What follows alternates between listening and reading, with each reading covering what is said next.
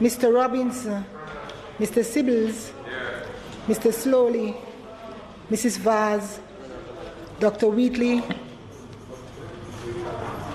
Mr. Williams, Mr. Moreland, Mr. Wilson, Mr. Witter, Mr. Wright, Mr. Montague, Mrs. Mallow Fort, Mr. Chuck, Mr. Morgan, Ms. Crawford, Mr. Clark, Ms. Hamilton, Mr. Mackenzie. Yes, I called him. Thank you.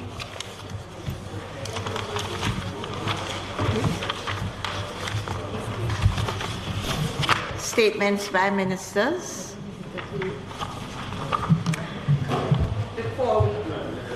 Forgive me. Let me just pause for a moment to recognize former Senator Barbara Blake Hanna, who is joining us today and is sitting in the Well of Parliament. Welcome, nice to have you. Statements by ministers. Madam Speaker, there is a statement to be made by the Minister of Finance and the Public Service at a later stage. So may it please you to proceed with the agenda as stated, Madam Speaker. Announcements.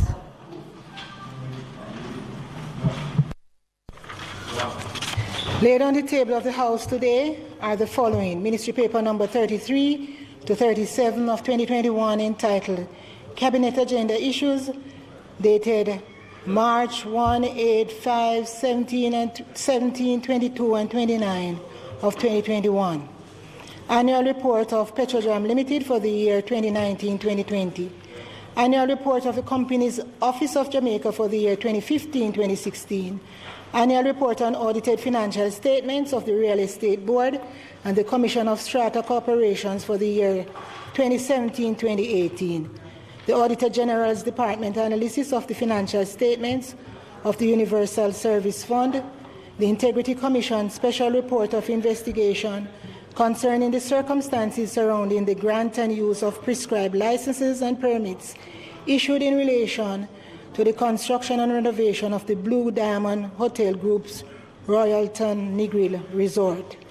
Report of the Joint Select Committee on its deliberations on the bill shortly entitled the Sexual Harassment Act 2020, and certified appropriations account for Head 100 His Excellency the Governor General and Staff for the year 2015-2016, Head 8,000 Independent Commission of Investigation for the year 2017-2018, Head 19,448 National Environment and Planning Agency for the year 2016-2017, and Head 7,200 Ministry of Labor, Ministry of Local Government and Community Development for the year 2015-2016.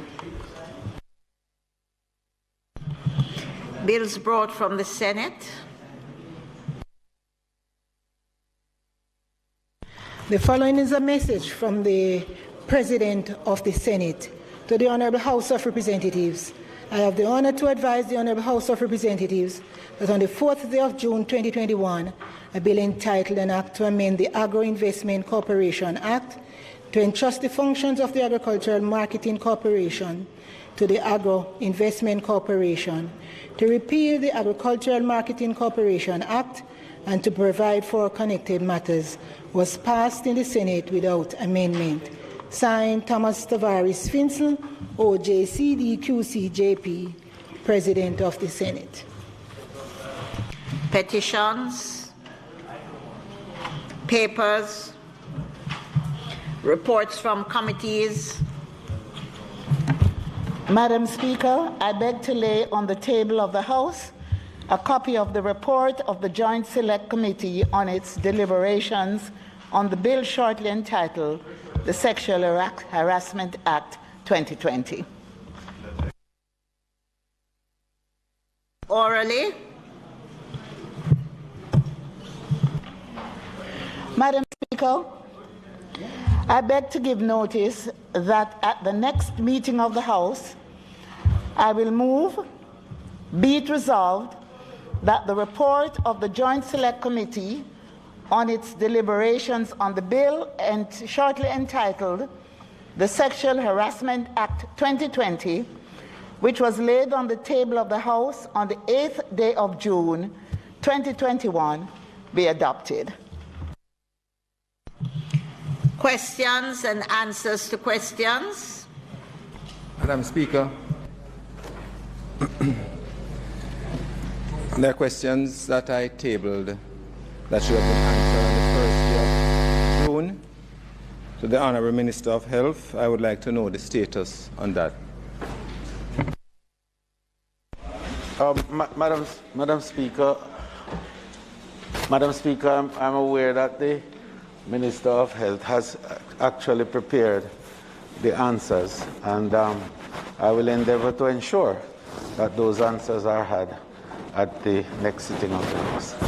May it please you.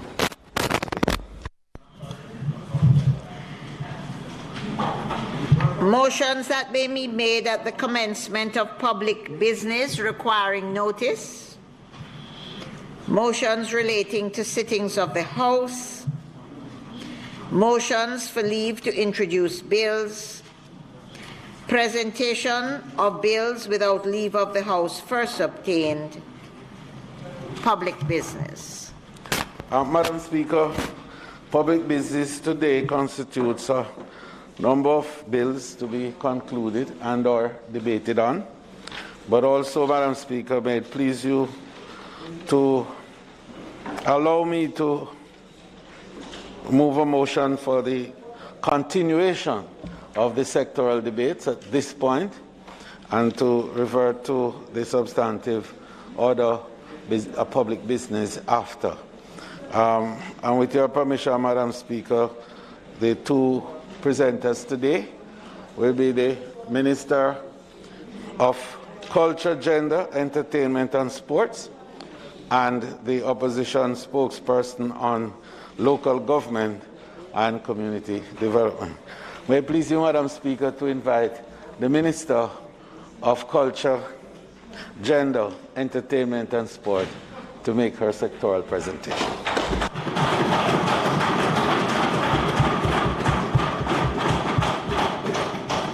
Mr. Terra, move our chair for her. Member. Thank you. Minister? Thank you, Madam Speaker.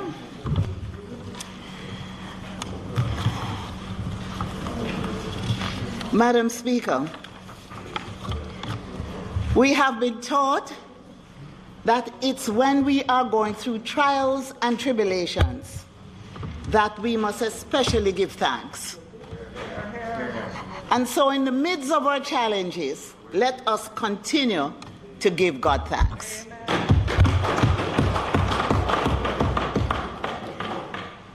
I think of 1 Thessalonians chapter 5, verse 18.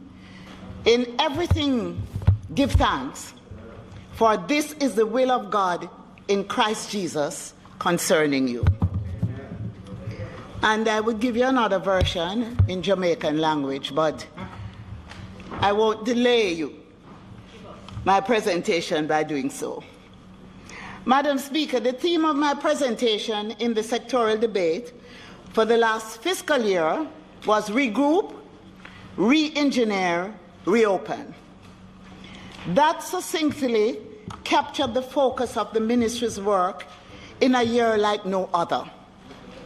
Having regrouped and re-engineered, we have been able to resume some activities, and we are getting ready to reopen the wider entertainment sector.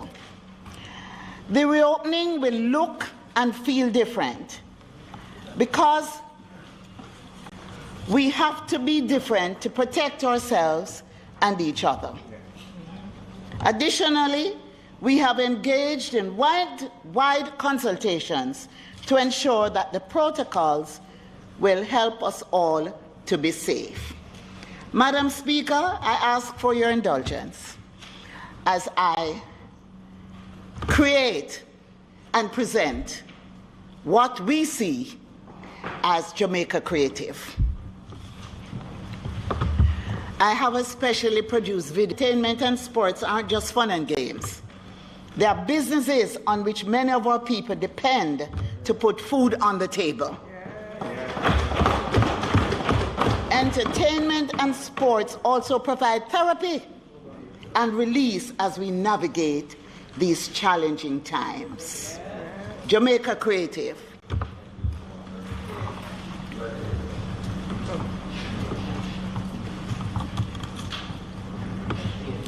I will continue as the video is activated. The pandemic has shown us in so many ways why we must change things that we normally do and or accept in culture, gender, entertainment, and sport. We have to re-evaluate. Go ahead, please play the video. There's just something about Jamaica. Yes, it is the land itself, rising out of the Caribbean sea like a colorful warm promise. A place where discipline and training meets the willing spirit of the people, who not only know how to make champions from humble beginnings, but also how to win, and win graciously for everyone. But it is also the Jamaican people who have raced through time and history, producing a larger-than-life culture that lifts everyone higher, that cools you down with the life-giving heartbeat reggae music. Jamaican music grabs you by the beat of your pants, moves your feet, stirs your heart, and satisfies your soul. And here in the land where 96 degrees in the shade is a joyous song, our artists craft one love from wood and metal and even the screen, as if fashioning next-level concepts, designs and style from everlocks, the sea, the sand. And yet sometimes antique pieces rise up from ages past to excite and to wow you. Our fashion designers bring the natural mystic to clothe bodies and feet, while our world-class models strut where angels fear to tread. It is not paradise, but there's a heavenly taste to the food, and that spirit in the rum makes it almost paradise. The aromas, the spices, the tastes, bring that feel to your face, heavenly. Here in Jamaica, the spirit of imagination whispers in the humble ears of our literary artists. Lyrical genius resounds in dumb poetry and spoken word, but sometimes it's as quiet as pen on paper. Either way, the voices of generations are just keyboard and mouse clicks away. Our performing artists, like soul athletes, soar with sound, rhythm, and color to bring dance, music, and drama alive in places that you never even knew had a pulse. The steadiness of the Jamaican cultural and creative industry is remarkable. From the historical theatres and dramatic forms to the dance halls where we link up for feats of magical movement. The creative energy here is vibrant and alive, just like culture. Here the race is not only for the swift, but also for the culture that endures, in an industry that is growing brighter day by day. This way of living is how we are meant to be, champions of love, life, and liberty. Jamaica boasts a diversity in culture, true to our motto, out of many, one people.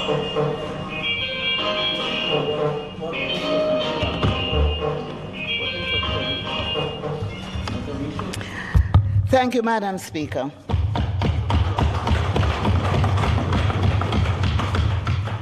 And I hope that next year, when I make my presentation, I would have contributed to a state-of-the-art video equipment in this Parliament. This pandemic has shown us in so many ways why we must change things that we normally do and or accept in culture, gender, entertainment, and sport. We have to re-evaluate what we consider to be of value. We have to devise a better deal for our creative and athletic people. We have to strengthen our mechanism to support and facilitate the people in our sectors. In short, Madam Speaker, we have to be better and stronger. I give thanks for the support and guidance of the Prime Minister, the Most Honourable Andrew Holness, as we work towards building back stronger.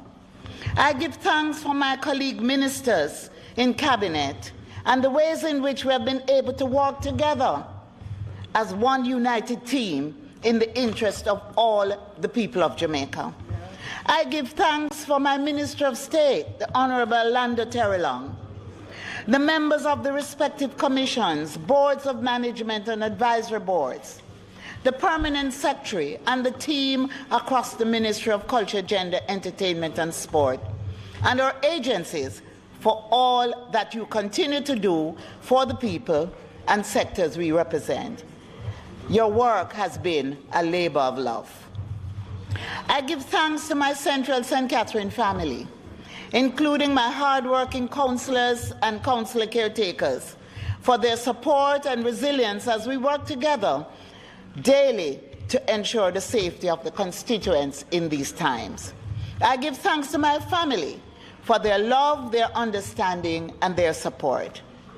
I give thanks for all the stakeholders in culture, gender affairs, entertainment, and sport. You are the reason we're here, to inspire you, to be inspired by you, and to serve you better and stronger.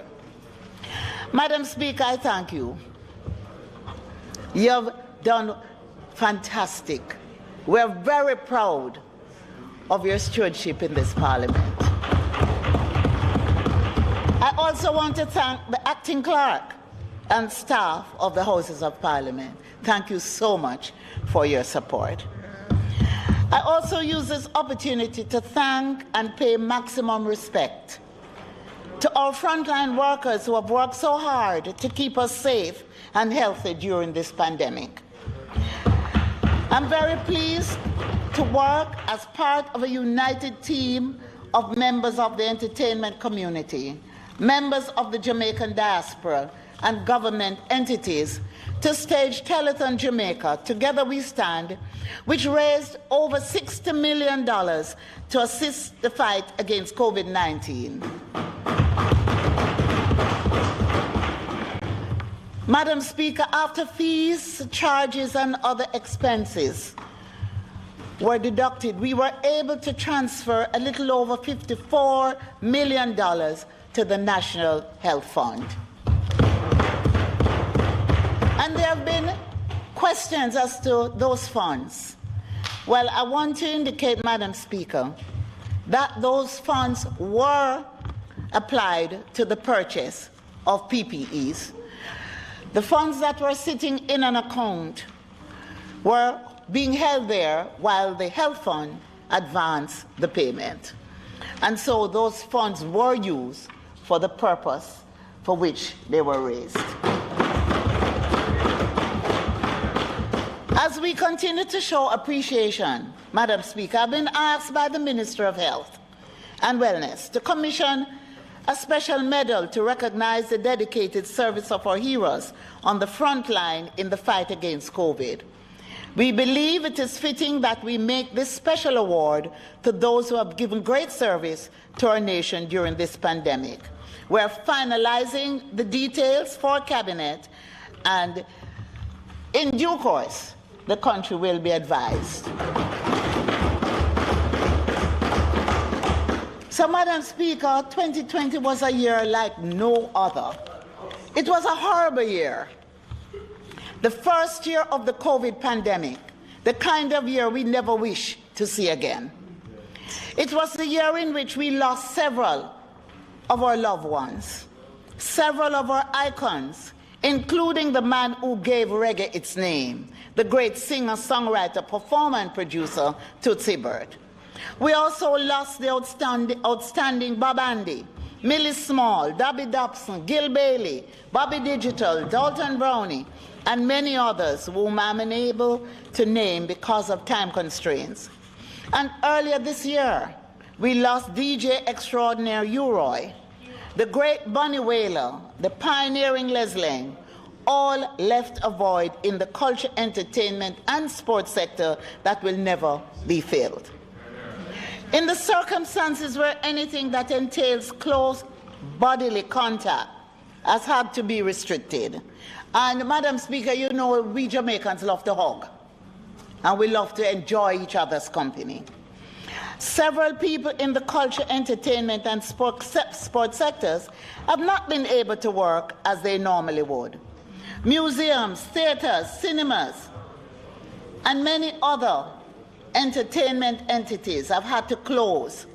Live music, through which artists make much of their earnings, has been put on hold. And there's also been a prohibition against mingles, parties, and round-robins. Across the cultural and creative industries, people have been home on furlough. Last week, in its quarterly briefing, the Planning Institute of Jamaica reported that since the onset of the COVID-19 pandemic, a total of 74,300 fewer people were employed as of January 2021 relative to January 2020. The PIOJ also reported that 9 of the 15 industry groups recorded low employment levels, including arts, entertainment, recreation, and other services, which had 18,800 fewer people employed. We know that several people in culture, entertainment, and sport operate informally. Therefore, we can say with certainty that the pandemic has affected lives and livelihoods of many more in these sectors than the official numbers suggest. Gender affairs is also significantly affected, Madam Speaker. Of the 74,300 people who have lost jobs, 40,200 are women and 34,100 are men. The effects of the pandemic have been particularly hard on women. Many women have been let go or have had to leave employment to care for children or the elderly. Additionally, the isolation and stay-at-home requirements have had the unintended consequence of locking vulnerable women and children away with men who abuse them. Under the circumstances, the Bureau of Gender Affairs has seen a twofold increase in the number of women attending its offices for help, ranging from leaving an abusive relationship, housing assistance, legal advice, financial assistance, assistance with groceries, household items, counseling, and other services. Madam Speaker, the people and sectors that the ministry, my ministry, represents have been especially affected by the crisis caused by the pandemic. Some argue quite rightly that we have been hit the hardest. This is the context in which our budget for the 2021-2022 financial year was developed. Our priorities for the year are to strengthen mechanisms to protect and help vulnerable women and men across our sectors, to facilitate a safe reopening of the wider entertainment sector, and to improve the enabling environment of our sectors to sustainably build back stronger. Our mantra this year is better and stronger. As representatives of the people, our first responsibility is to protect the vulnerable. This period has highlighted the vulnerability of some women and girls. On too many occasions, Madam Speaker, I've had to come to this House to denounce horrific acts of violence against women and girls. We continue to improve our services to victims while working to improve protection mechanisms for the vulnerable and eliminate the violence. Key in the strategy to protect vulnerable women and girls is the strengthening of laws that serve as a deterrent. In this regard, this year, we are addressing two critical pieces of legislation for which the Ministry of Culture, Gender, Entertainment and Sport has responsibility, namely the Domestic Violence Act and the Sexual Harassment Act. The amendments to the Domestic Violence Act will include a new definition of domestic violence as not only physical, but also psychological, emotional, and sexual. The effect of this important update will mean that for the first time, men or women who control their partners through threats or by restricting their personal or financial freedom could face sanctions in the same way as those who are physically violent towards them.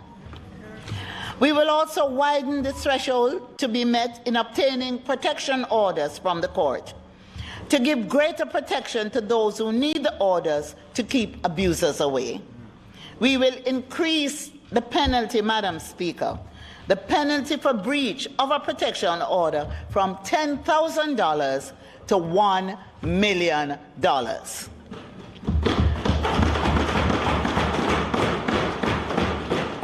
We are serious about ending domestic violence. The Chief Parliamentary Council is preparing the amendments which I expect to bring to this House before the end of this month. So, Madam Speaker, today I am very, very proud to table the report of the Joint Select Committee established to consider the Anti-Sexual Harassment Bill. Here is the report, Madam Speaker.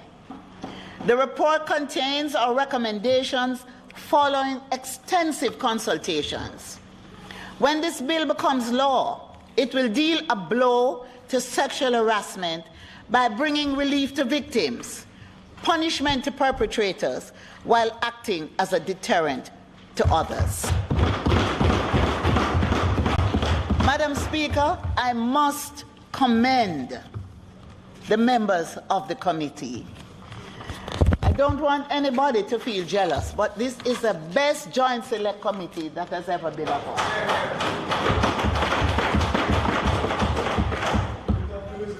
They attended committee meetings, I would say 99% of the time. And this report has been signed by every single member of the committee. I am so proud of my colleagues. And I also want to commend, and when I say my colleagues, on both sides of the House. It has been a tremendous, it was work, but we enjoyed it. It was just wonderful. And I want to especially commend the technical team. They did a fantastic job, and I'm asking you all to please applaud them. So, we know that members of the public are eager for the finalization and implementation of anti-sexual harassment legislation. Therefore, I propose to begin the debate on the report and the amendments at the next sitting of the House. That is next week, Tuesday. We anticipate that the passage of the anti-sexual harassment legislation and the amended Domestic Violence Act will lead to an increase in the reports of cases of abuse, as victims who are now suffering in silence will be emboldened to make a complaint. And Madam Speaker, I just want to indicate here that the sexual harassment bill in particular is going to demand a culture change. Here in Jamaica, there are times when individuals, they don't mean to be rude. But some men like to touch. Some men like to say things. It's kind of a natural thing for our men. And, Madam Speaker, no one is telling them they can't do it. But they must be able to judge if the receiver is going to welcome it. That is going to be the test. So, I'm just saying to my colleagues, men and women, that you're going to have to think twice when this legislation is passed, because what you do may offend the receiver. And it will require a culture change. But of course, we will have a public education program, and we will have in the legislation a fine for those who make mischief, because there are those who will also make mischief and, accuse an individual when it is not really so. I urge as a nation to consider how we treat with any person who says that he or she has been a victim. These are instances that require great sensitivity as we examine the claim and counterclaim. In fact, I plan to reach out to the political parties. I think even at their executive level, sensitization has to be done and an understanding of this legislation. So in addition to legislative action, we are also strengthening policy initiatives to give greater protection to vulnerable women.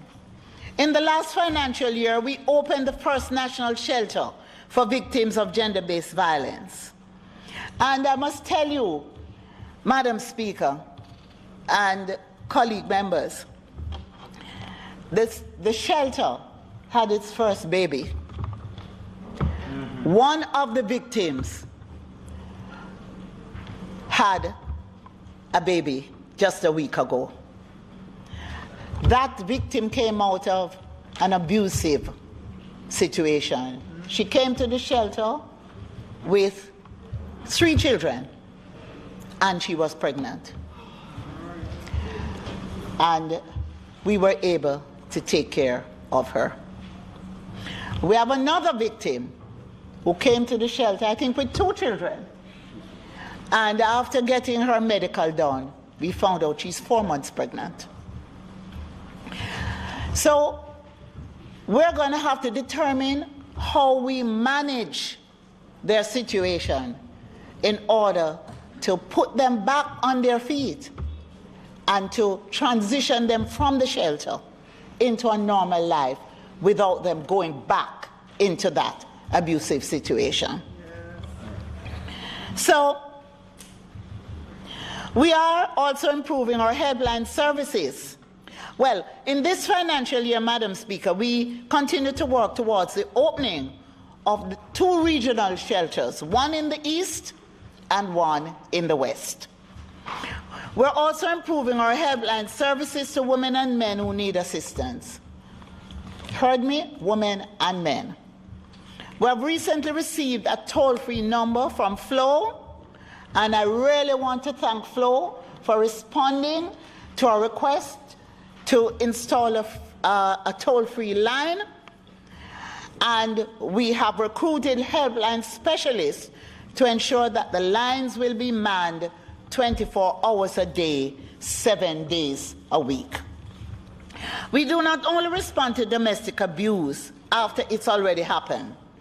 We focus on prevention through our sensitization programs that target both women and men, including the Mentor Me 2020 mentorship program for school-age boys, which is being piloted at the Haile Selassie High and St. Andrew Technical High Schools, because we have to start with our young boys.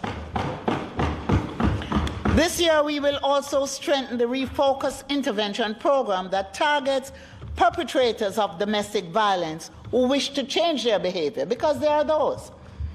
A very critical part of our strategy to protect vulnerable women is to help them to become independent.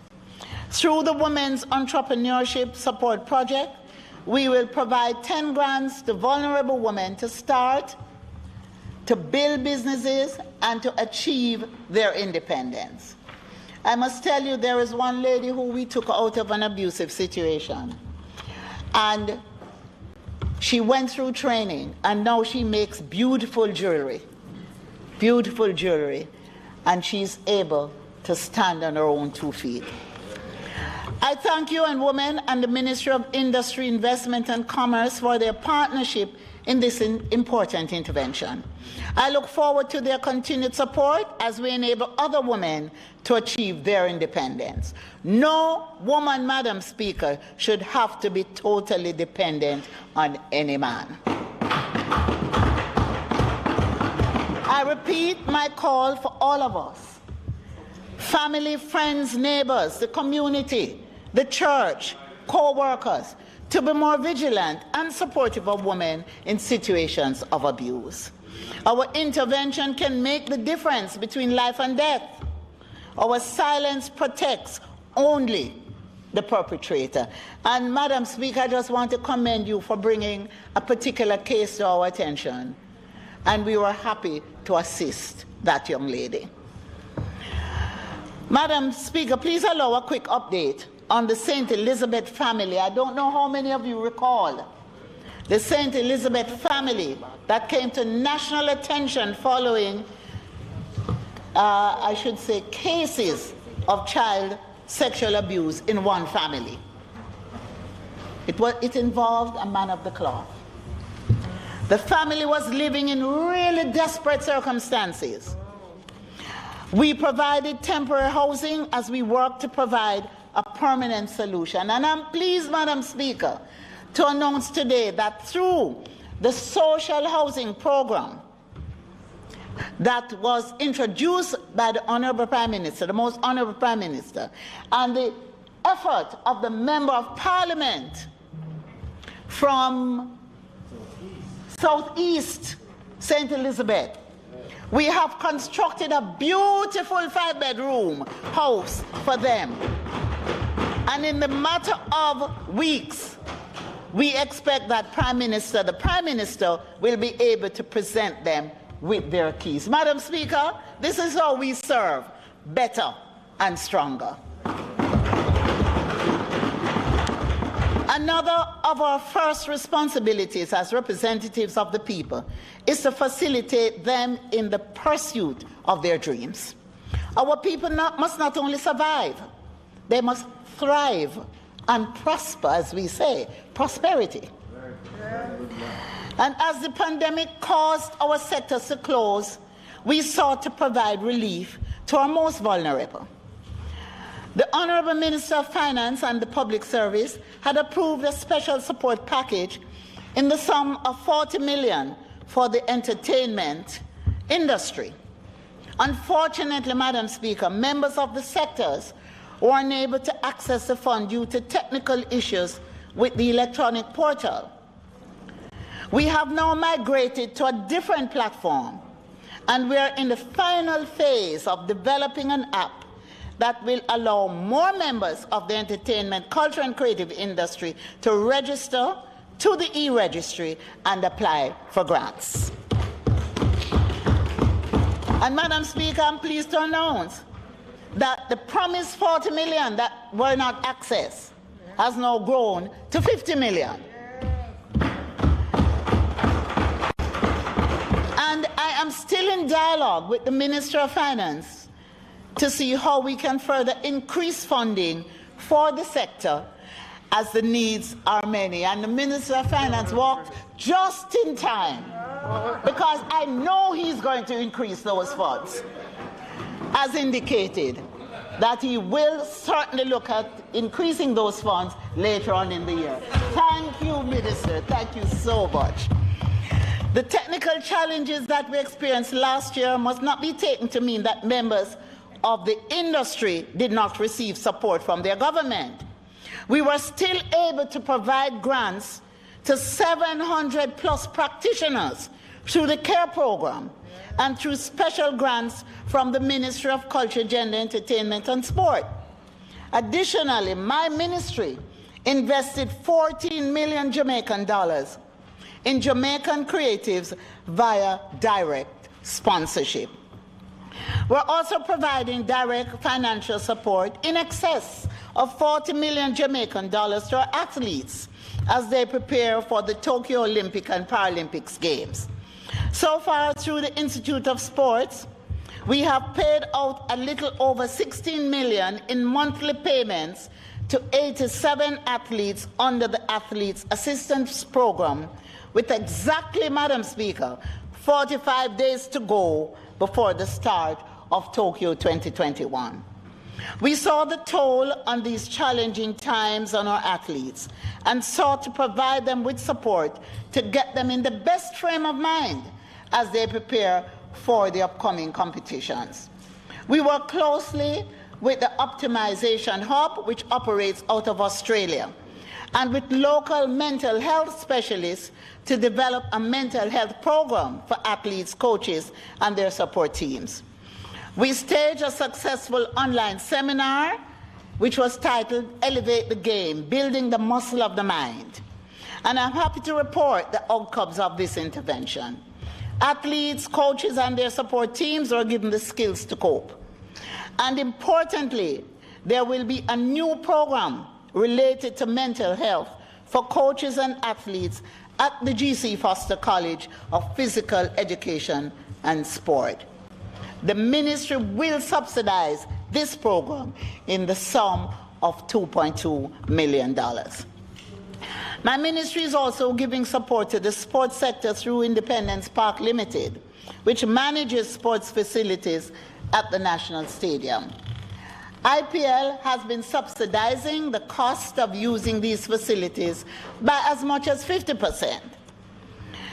Independence Park Limited has supported the staging of several development meets organized by the J3 in the sum of $13.5 million. We will support the National Senior Championships in the sum of $12 million in direct funding, in addition to the subsidy for the use of the facilities at the National Stadium. And the National Senior Championship, Madam Speaker, will be held in a few weeks, when our athletes will compete to qualify for the Tokyo Olympics, and these are our track and field athletes. We also assisted with the staging of boys and girls champs this year, and we're giving support to the National Premier League. The ministry is offering the Premier League Association a 50% discount on rental of the Independence Park facilities. And I think the leader of the opposition will acknowledge that the Premier League clubs were among the first to receive assistance in the early days of the pandemic, when each club was granted $500,000 to help their situation. And I know you are grateful. That's right. My ministry's investment in the provision of first-rate infrastructure at the national, community, and school level is essential in enabling our sports people to achieve global success. Therefore, Madam Speaker, please permit me to give an update on the maintenance and development of sports infrastructure. Madam Speaker, we had some images to be up, but there seemed to have been a little technical problem. But we are procuring a new pump for the pool at the National Aquatic Center. It should arrive and be installed by the end of the month. In the meantime, we hired divers to clean the pool so that our aquatic athletes are still able to use the facility. We recently resurfaced the running track inside the National Stadium at a cost of $60 million. The track manufacturers also created and installed an outdoor basketball court made especially for Jamaica. Wow. Madam Speaker, in spite of the pandemic, we were working. Yeah. We used the opportunity to do things that did not involve large gatherings and to get the infrastructure up to date during the slow period. We will monitor the performance of that surface that was specially made for Jamaica to see if it would be suitable to replace the outdoor netball courts, which are currently far from ideal. We continue to pursue the redevelopment of the National Stadium and the Trelawney Stadium. Many people ask, what is happening to the Trelawney Stadium? Our development proposal, which is currently going through the public investment management system, will see both facilities being transformed over a period of 5 years into modern stadia with state-of-the-art facilities that will be able to sustain their operations. In fact, Madam Speaker, the Trelawney Stadium will be at the center of sports tourism and entertainment. So, Madam Speaker, we continue to invest in facilities at the grassroots level. During the last financial year, through the Sports Development Foundation, we spent $117 million to put in and upgrade sports facilities in 20 schools and communities. However, I think one of them, Madam Speaker, is at Troy, right, where we have put in a court. And that facility the school will be renamed in honor of Veronica Campbell Brown.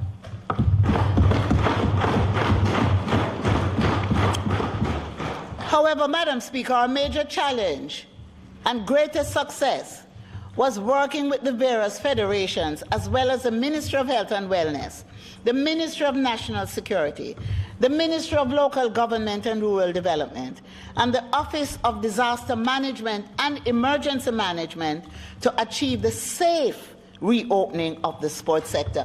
And I really want to thank the Minister of Local Government for the kind of dedication and time that he spent with the sector to ensure the reopening.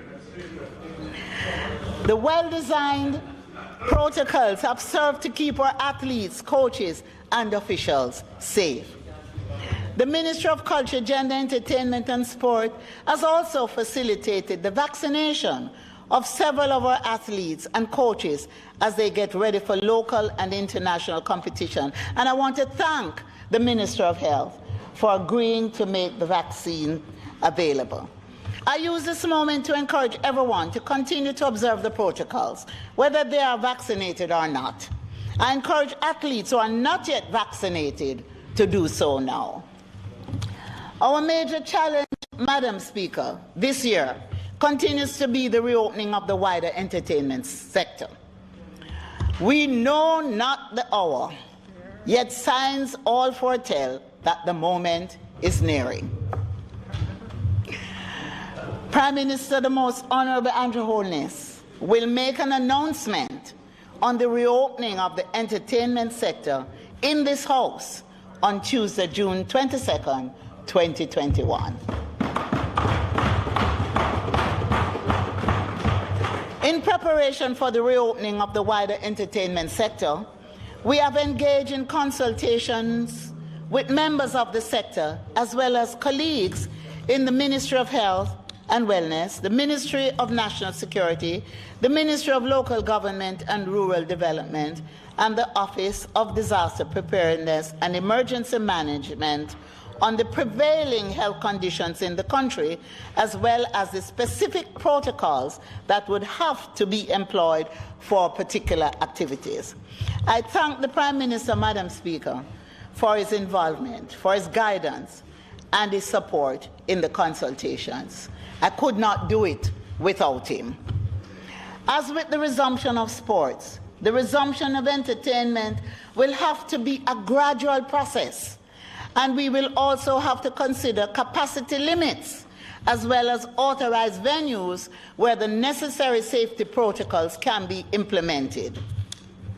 So, Madam Speaker, I just want to say to the voices out there that we're going to have to work this through.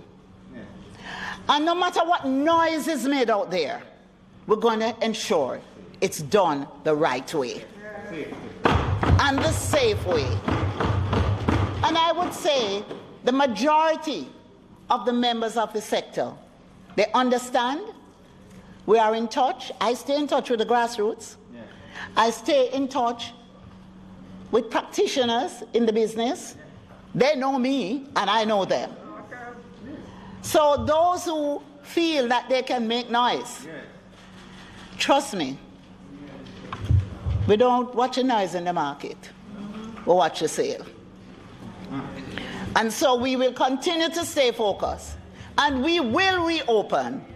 But we're going to ensure we reopen at a time when it's safe to do so.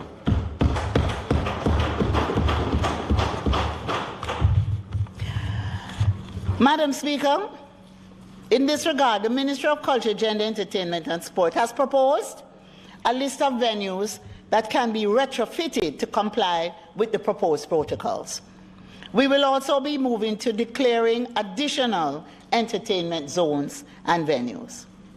Additionally, as with the sports sector, the Ministry of Culture, Gender, Entertainment and Sport is offering to subsidize the use of these facilities as a stimulus for the entertainment sector, which we know has suffered because of the pandemic. These venues include facilities at Independence Park, Trelawney Stadium, the Port Royal Entertainment Zone, including Fort Rocky and Fort Charles, as well as Civil Heritage Park. We're still finalizing the arrangements while continuing consultations with stakeholders for the reopening of the wider entertainment sector, and will make the appropriate announcements soon. While we have spent months, Madam Speaker, discussing and refining proposals for the safe reopening of the wider entertainment sector, we have also been busy building the capacity of members of the sector to enable them to build back stronger. During Reggae Month, the Ministry of Culture, Gender, Entertainment and Sport hosted 4 business of entertainment symposia as part of our capacity building initiatives. Additionally, through the Creative Production and Training Center, we have provided scholarships to enable 6 audio engineers to upskill and receive certification. There's a transformative power in art which we want to unleash on communities across Jamaica.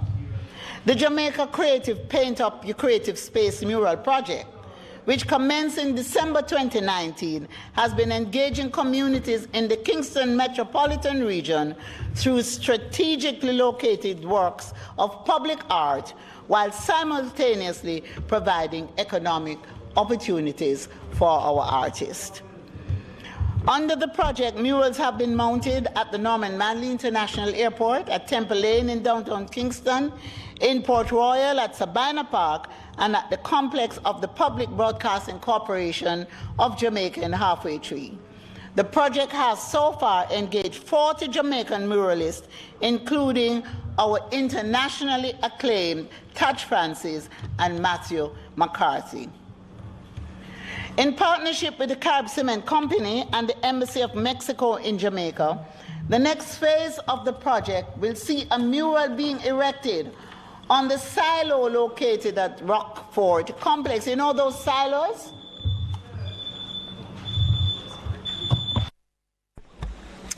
Madam Speaker,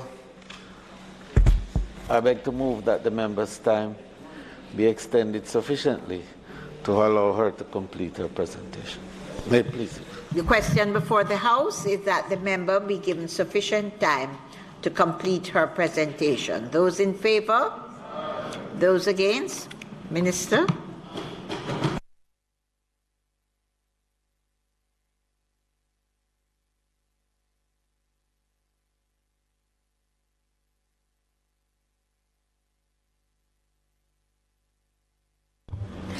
Madam Speaker, the silos at the cement company, I don't know if you know those huge structures there. We, in partnership with the cement company, will be putting murals on those silos. So wherever, if you're coming from the airport, you're going to the airport, wherever, there will be this landmark, which is going to be fantastic.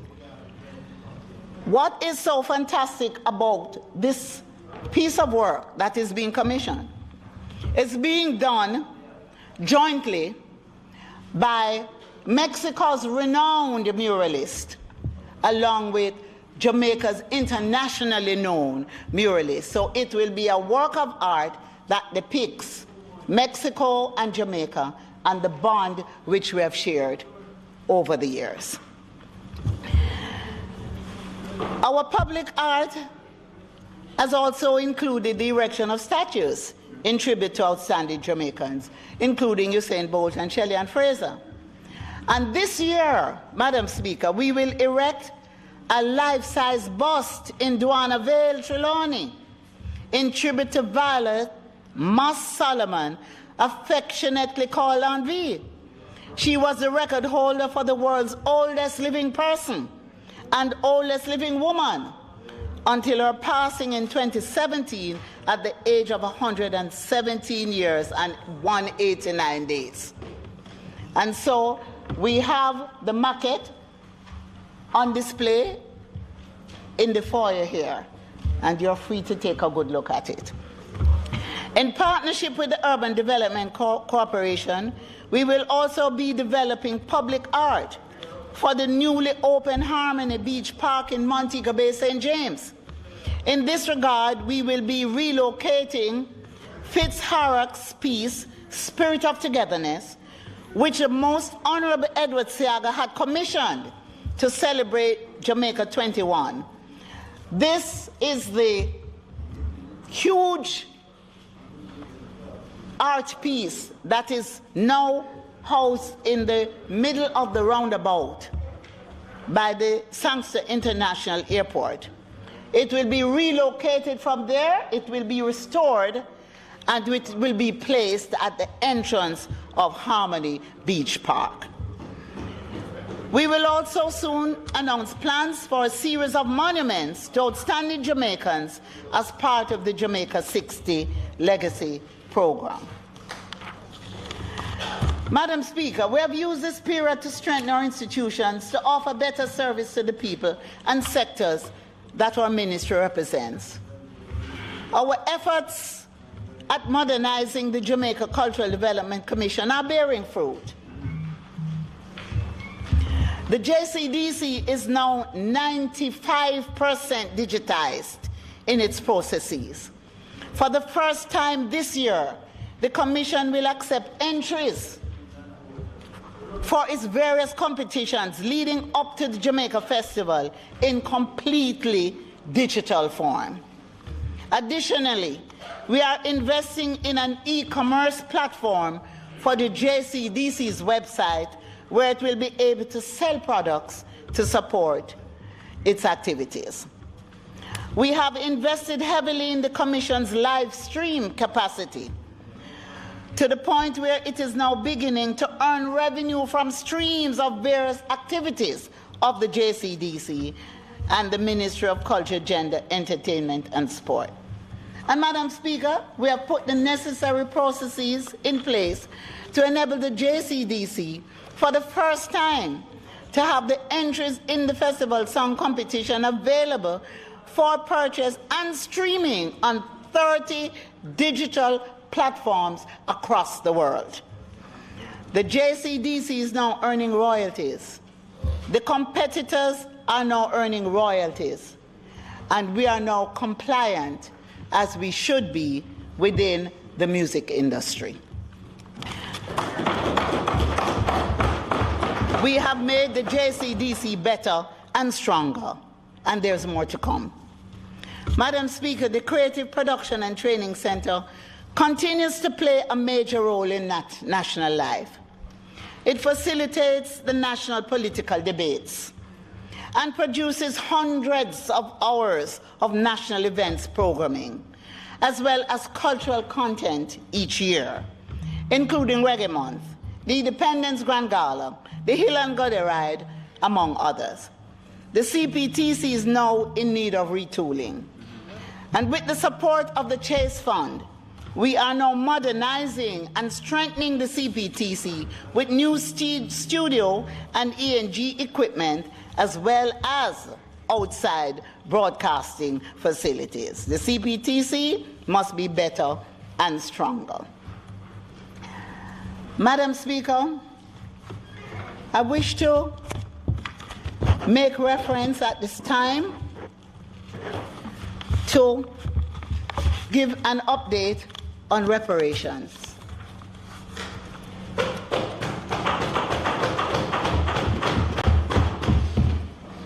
We are especially pleased to announce that we have made further steps in our strides towards seeking reparatory justice for the victims and descendants of the transatlantic slave trade.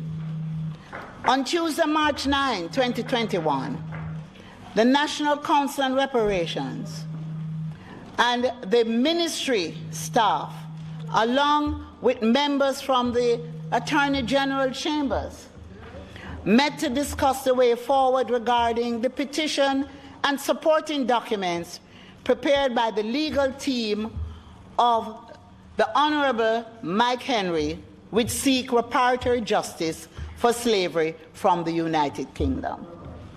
The petition is to be presented to the Queen of the United Kingdom and/or the government of the UK. It was agreed from the 2018 meeting with the Ministry of Foreign Affairs and Foreign Trade that the Attorney General's Chamber would need to weigh the merits of the petition in the eventuality of the government of Jamaica involvement in the petition, and that it would be the responsibility of the AG Chambers to file the petition on behalf of the people of Jamaica.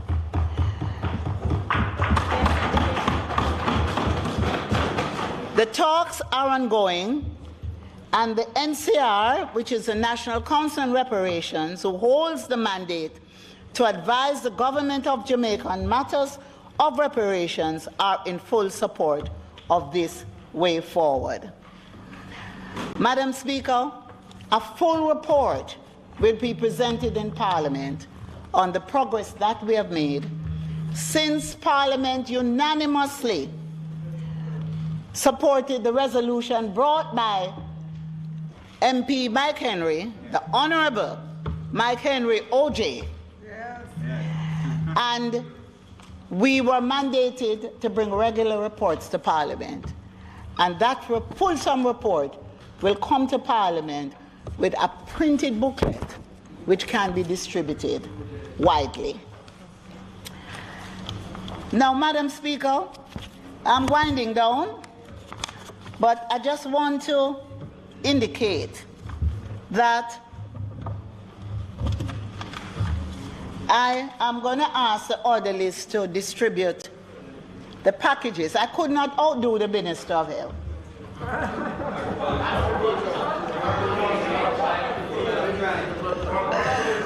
But because we are the creative ministry, we have some packages here that I'll ask the orderlies that, they can distribute. And I just want to draw your attention to the exhibition in the foyer. We have in the foyer, from the National Gallery of Jamaica, ceremonial musical instruments by Ras Everett Brown and Clinton Brown. From the Jamaica Music Museum, we have a solid state guitar invented by our own Jamaican, Headley Jones, and other independence-era musical instruments. From the Jamaica Cultural Development Commission, we have a collection of miniature Junkuno dolls and Miss Lou dolls. From the Jamaica National Heritage Trust, we have an exhibition titled Road to Independence Collection. The New York Times Special Advertisement Supplement, which was sponsored by the government of Jamaica a day before Independence Day, August 6, 1962, entitled Jamaica, Birth of a New Nation. We have a souvenir cup which was given to the children, all the children in Jamaica, on August 6, 1962, Independence. And we also have Independence Day coins that were used in Jamaica prior to 1969. Wow. So we have the 1 penny, 1950, the 3 pence, 1952, the half penny, 1954, the 2 shillings, 1967, the new pence, and the £1. We have also a tin cup that was used in the primary school during break and lunchtime. We have the NOLA reading book. We have a fragment of a writing slate and pencil. We have a book telling the story on the 2 cousins, Norman Manley and Sir Alexander Bustamante, entitled From When We Were Boys, written by Jackie Ranston. And we have a stoneware ink jar and 2 pen nibs. Some of you here in the house wouldn't know what we're talking about. Please go take a look. Please go take a look.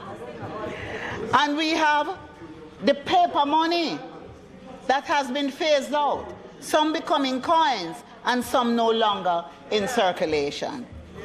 And, Madam Speaker, from the Natural History Museum of Jamaica, which I'm going to encourage all of you to go and visit the Natural History Museum, we have the Shark Jaws exhibit, and let me tell you what that is. It features the jaw of a shark caught in 1799. Amazingly, when caught, the shark's belly contained papers that were used as evidence to convict a smuggler. These papers are housed in the collections of the National Library of Jamaica. But what happened was, when the man went to court, he almost got away, except that somebody caught the shark and found the papers in the shark's belly and handed it over to the authorities. And this is a real story.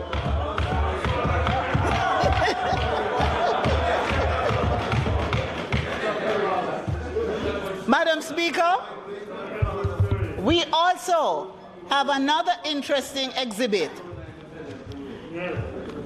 Madam Speaker, we have specimen of cannabis sativa, ganja, in the lobby. Ganja or marijuana, as it is commonly called in Jamaica, was scientifically designated its Latin name by Carl Linnaeus in 1753 in the publication Species Plantarum. The plant is classified in the family Cannabaceae and is typically a shrub. It's really a shrub.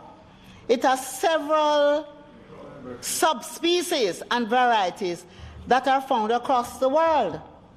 But the plant is a native of Asian continent and was introduced into Jamaica. In Jamaica, it is used as a sacrament, of course, in the Rastafarian religion. Its fiber has also been used to make craft items, and its active compounds used to make medicines.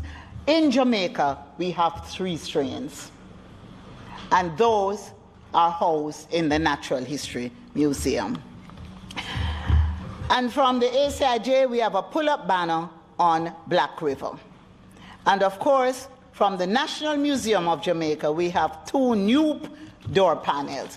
So I want you to just take a look and inform yourself.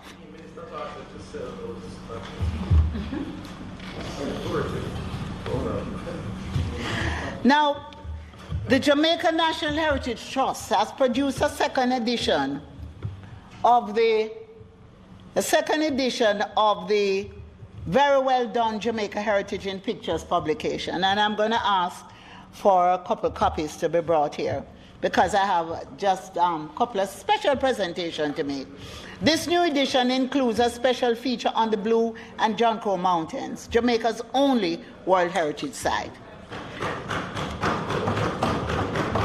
The Trust is also finalizing the dossier to nominate the sunken city of Port Royal to the World Heritage List.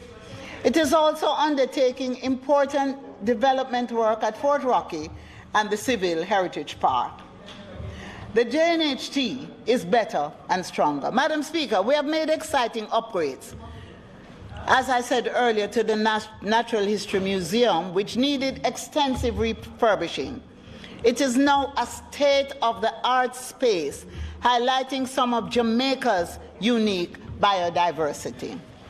The gallery now incorporates special effects, multimedia, interactive technology, 3D imagery, and nature sounds. I am really encouraging all of you to go visit it. I thank the Chase Fund, the Tourism Enhancement Fund, Minister Bartlett, government and people of Japan, and Amazing Concrete Finishes for the support in the upgrades to the National History Museum. We look forward to Prime Minister to the Prime Minister officially opening the facility and the new exhibition when we're able to resume the operation of museums across the country.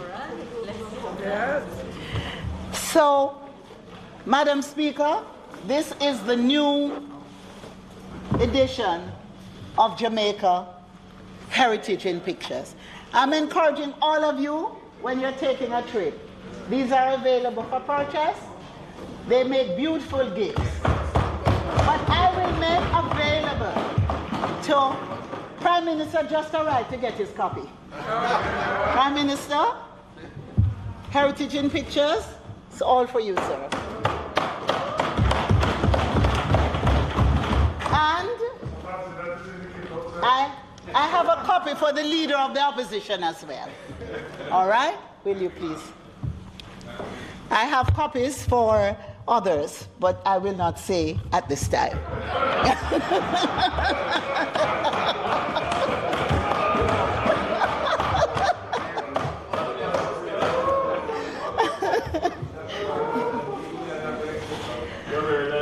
Prime Minister, you came just in time because I have a lovely bag package for you.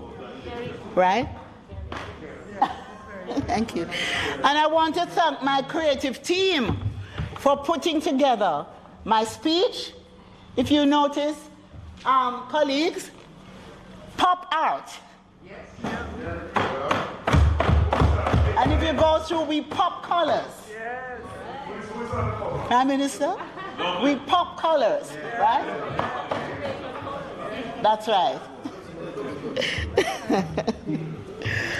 So, it's all about Jamaica Creative.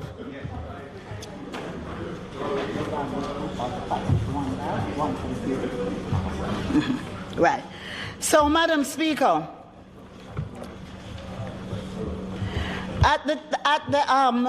Madam Speaker, we look forward to the Prime Minister officially opening the Natural History Museum.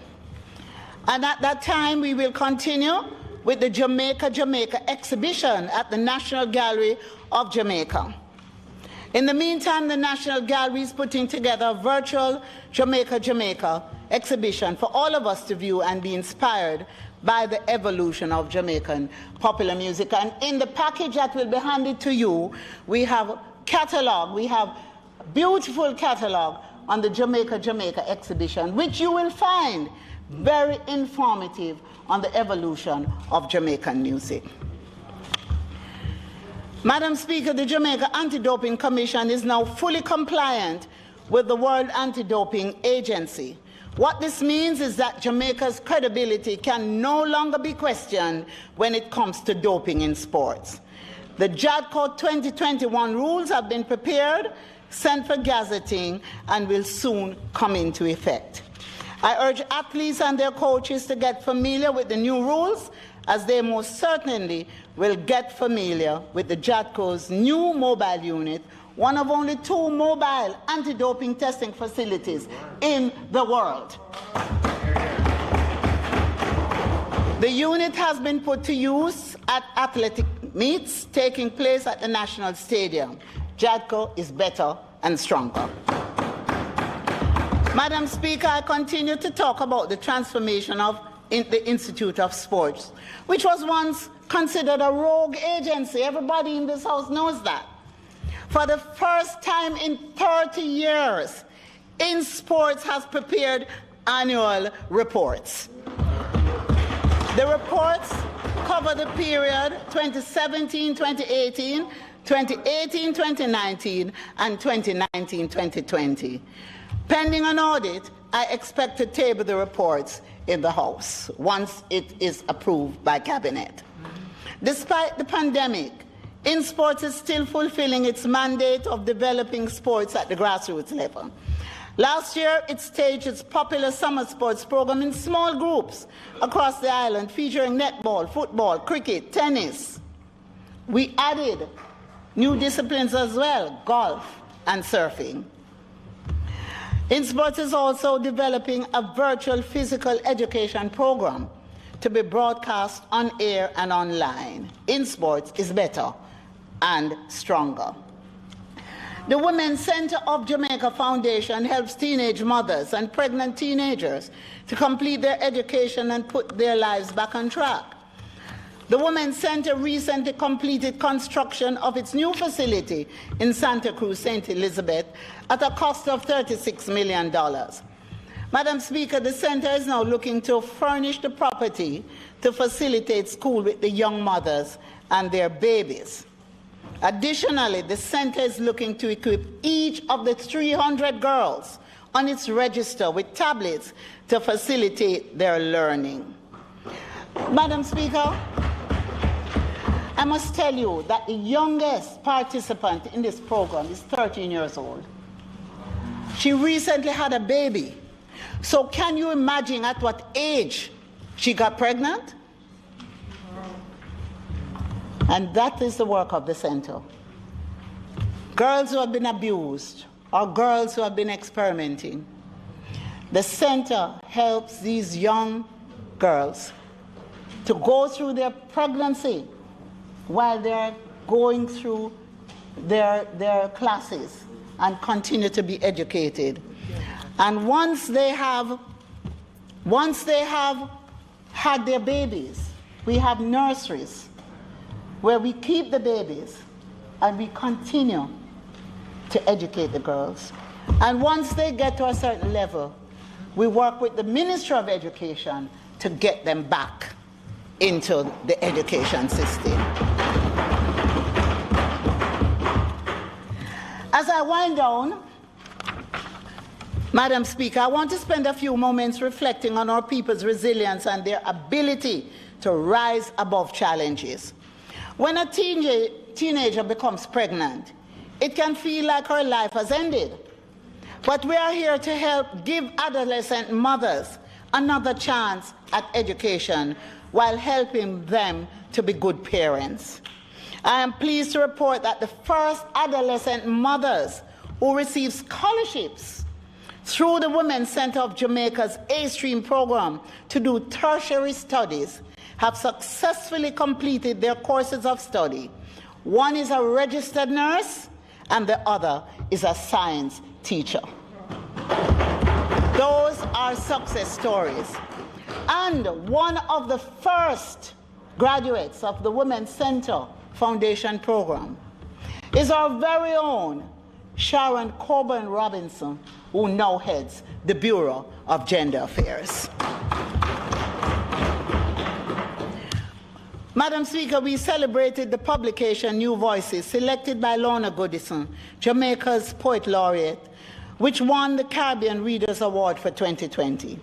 We welcome our new laureate, Olive Senior, and announce that soon there will be a Junior Poet Laureate of Jamaica as we expand the program under the leadership of our Honorable Minister of State, Orlando Terrelong.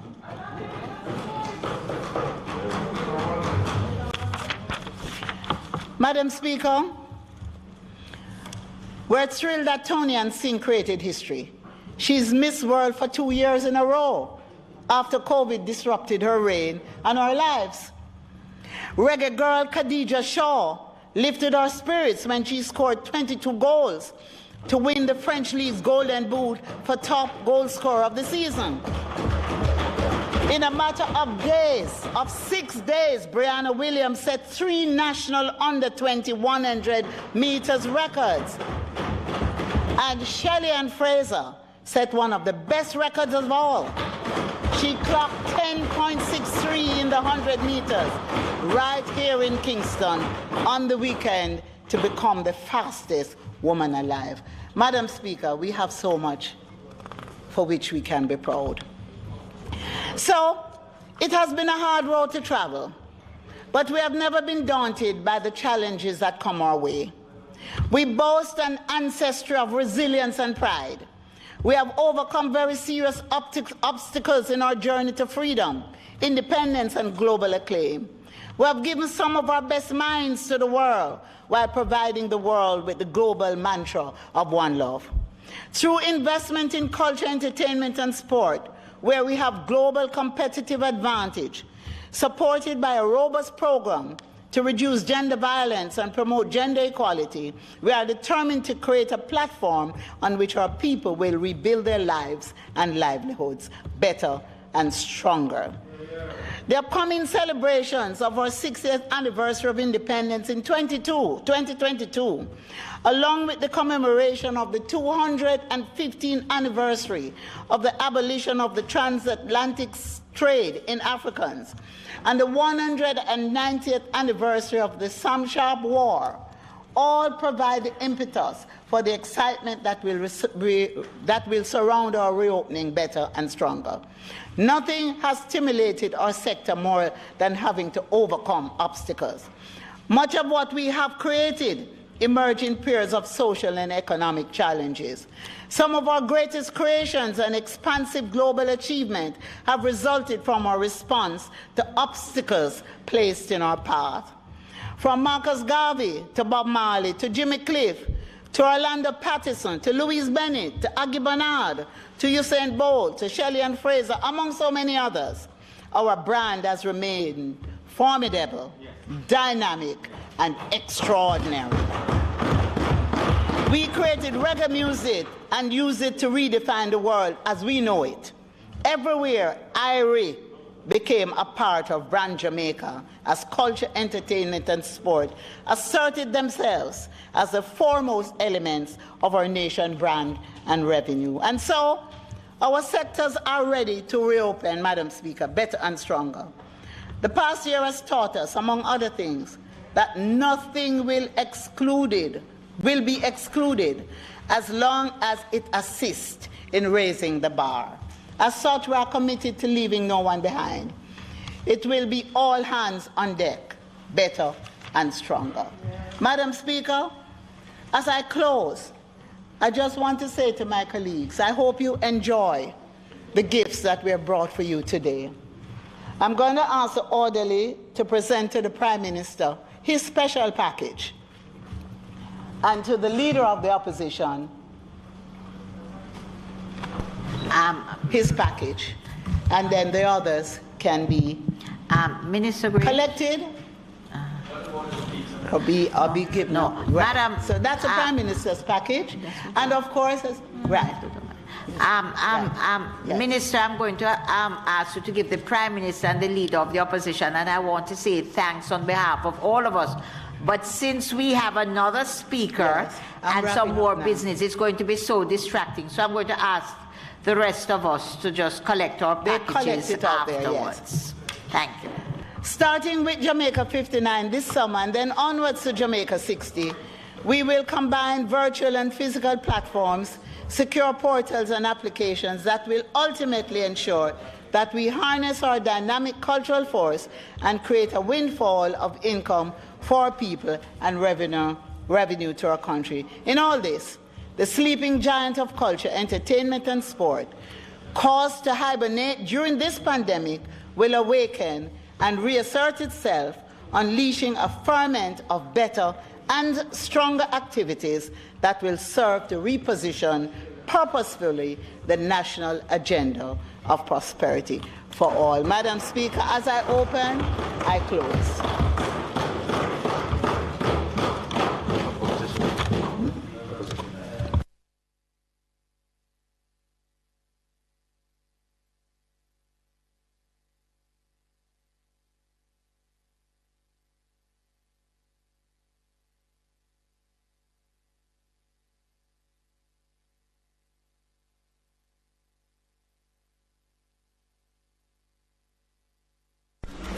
Madam Speaker, I'm sure the House is unanimous in the view that this has been an excellent presentation from the Minister of Culture, Gender and Sports.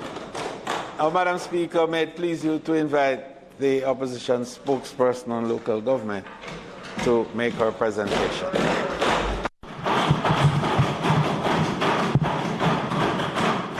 And may I again, on behalf of all of us, thank the Minister for an excellent presentation and her generous gift to us all. Thank you so much. Member Daly. Thank you very much, Madam Speaker. Madam Speaker, today I rise to give thanks despite the challenges of the last 18 months. We can still come together in this House to work on behalf of the people of Jamaica. It has been a time of suffering. We have mourned many untimely deaths from COVID-19 and murders. We have seen so many dreams delayed or derailed. Our job as parliamentarians is even more important at such a time like this.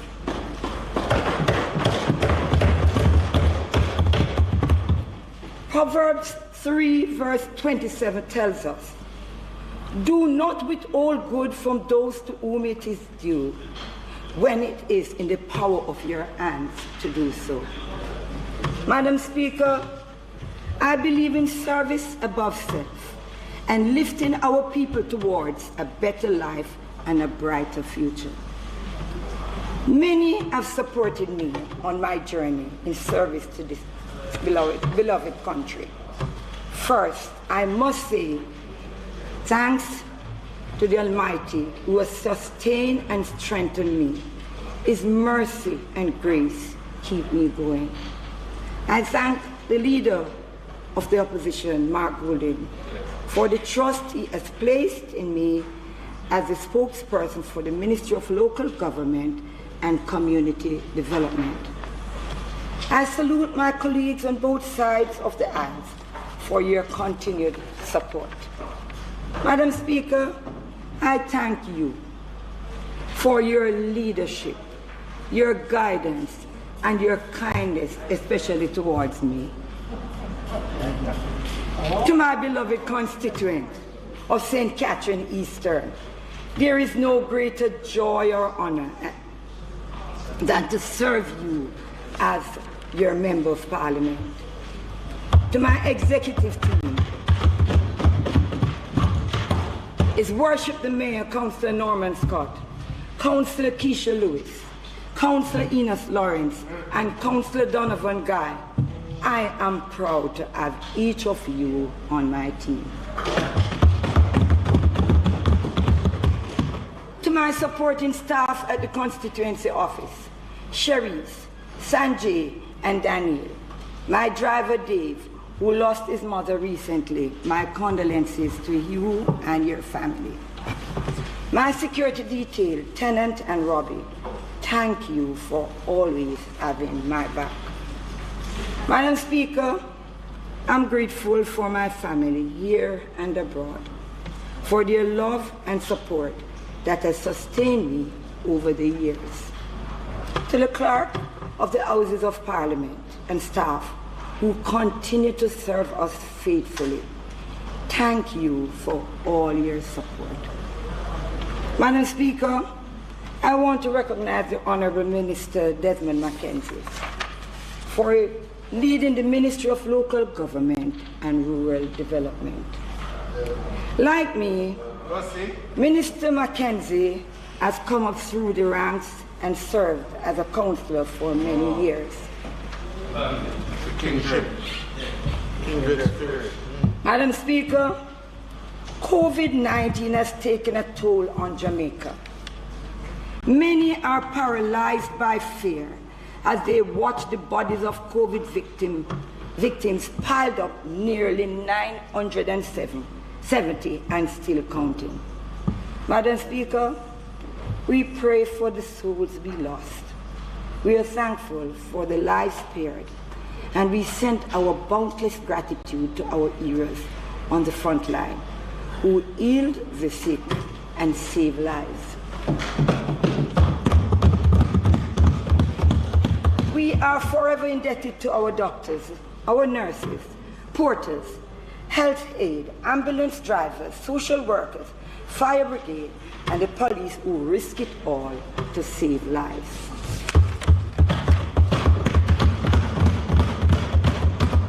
COVID-19 has challenged us beyond measures, but we are a resilient people. When faced with challenges, no matter how tough, We collect ourselves. We adjust. We step out with determination and courage. Madam Speaker, please permit me to speak a little about my constituency, or else I will not be able to go back.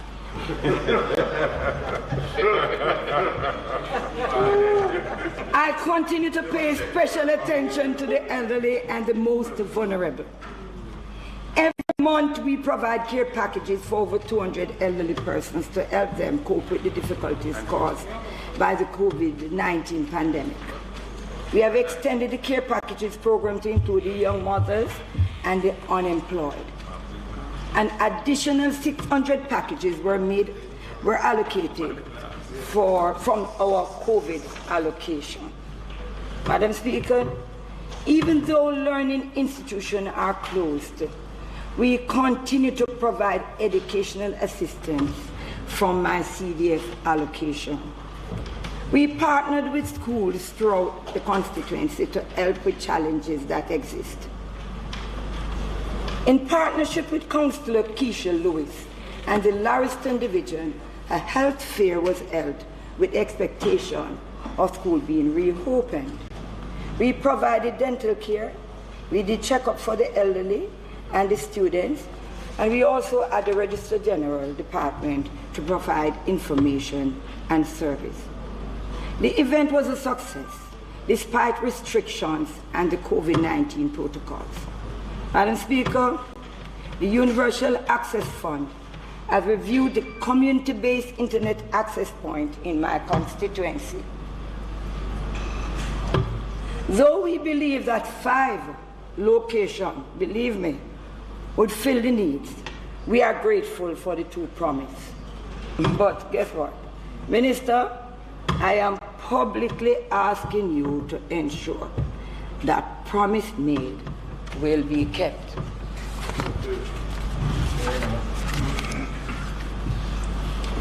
We made some improvement in infrastructure across the constituency.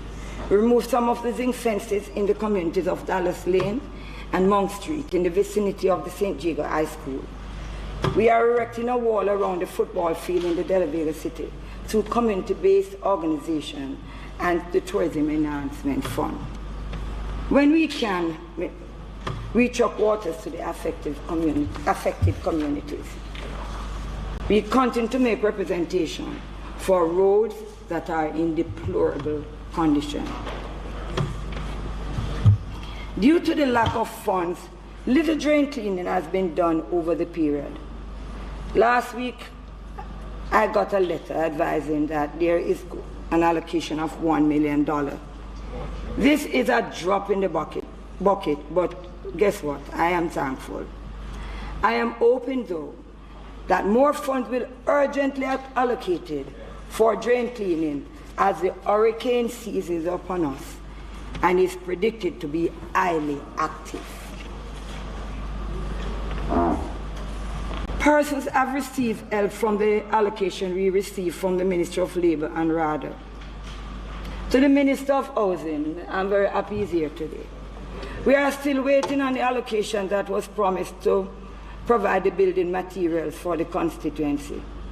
Now that we are in a rainy season, it is more urgent than before. Madam Speaker, assistance was promised from the social intervention program. Prime Minister, remember you announcing about the ZOZO and the SOE, especially in these volatile areas. Constituency. This is still not forthcoming. I remind you, the Bible warns us in the book of Proverbs again, that the devil finds work for idle hands. Unemployment is a major problem in my constituency. Our young people have very little hope. We have to ensure that we bring hope to them. Madam Speaker, I now turn to my portfolio responsibility of local government and community development. Please permit me to give you a short overview of the history of local government. Local government as an institution has existed for approximately 350 years. The initial system was copied from England. However, after the Morant Bay Rebellion in 1865, the local government system in Jamaica was reformed. A parochial board system was put in place, and in 1867, the 14 parishes that are now in existence today were established. Madam Speaker, there have been significant achievements, including the entrenchment of local government in the Constitution. However, there remains a great deal of work to be done. The main policy objective must be the implementation of mechanisms to ensure effective service delivery and full participation in governance.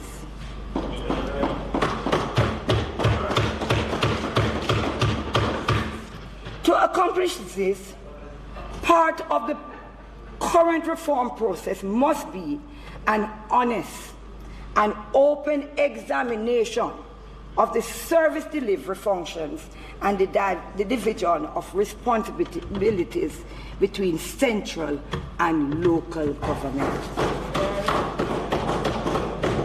This examination should be based on the principle of effective representation, value for every dollar spent, effective and efficient service delivery, a supportive and empowering environment for community development and economic growth. Madam Speaker, the role of local government cannot be separated from national development. The primary role of local government should be that of providing essential municipal services to all our citizens. Another role of local government must be the promotion of economic and social development and community participation in national programs. Madam Speaker, today I will touch on some of the services delivered, though time will not allow me to speak on all. I will now turn to the markets and arcades. Madam Speaker, last week there was a video circulating, and I'm certain that all of us, or most of us, would have seen it, showing serious flooding taking place in the St. Anne Market in Brownstown. Madam Speaker, the time has come for us to modernize our markets. While several markets across the island was upgraded and some work has been done, but just let us look on many of our markets. And don't let anybody fool you. I love our culture and our tradition. For decades, we see the same bibs, the same head ties, the same selling on the ground. It is like nothing has changed since the early post-slavery days. While I love to see the ladies in bright bibs and pretty head ties, let us move them from the ground. Give them proper stalls, running water, and proper sanitary facilities.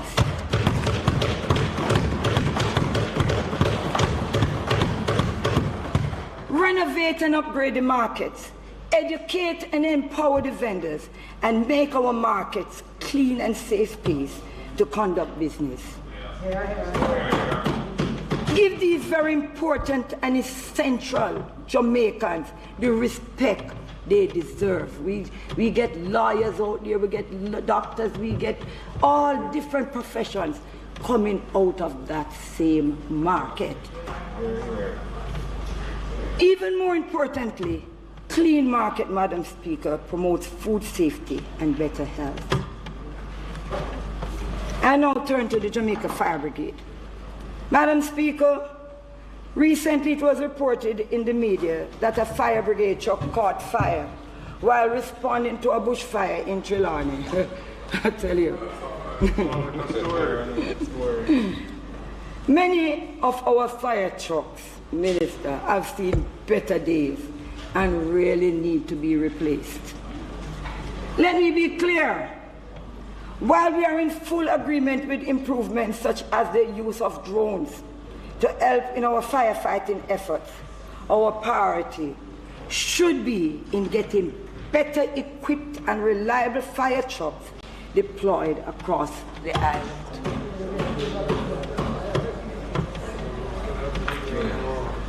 But on a different note, Madam Speaker, to augment our emergency services, we need to train more paramedics to work in the fire department.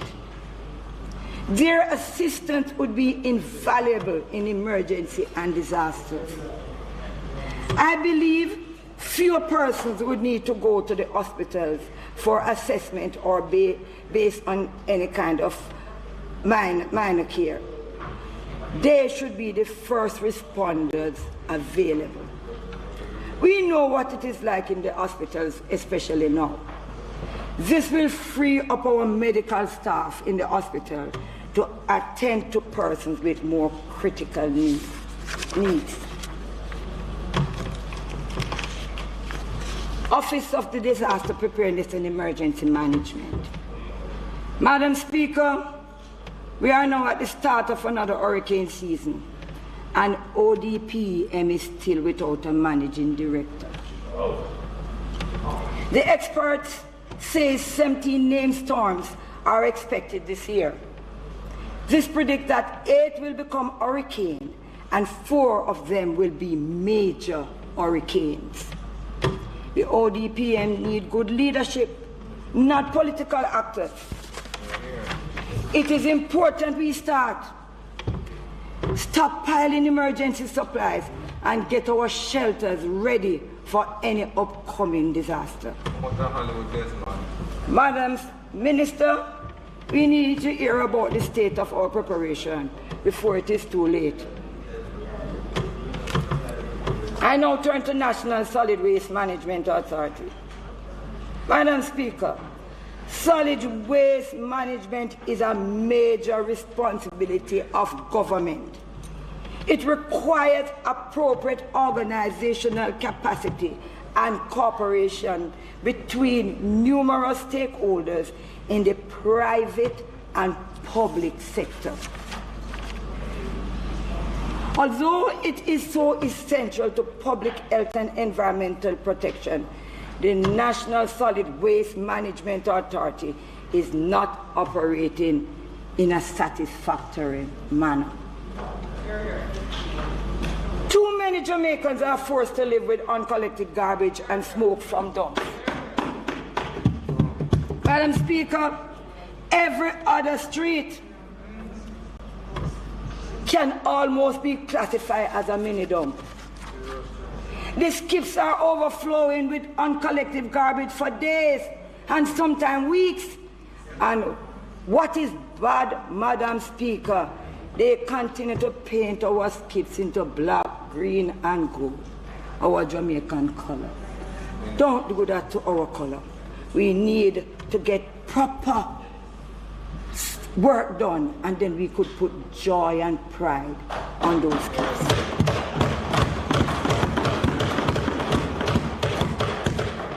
Most of the streets have been taken off the schedule for street sweeping.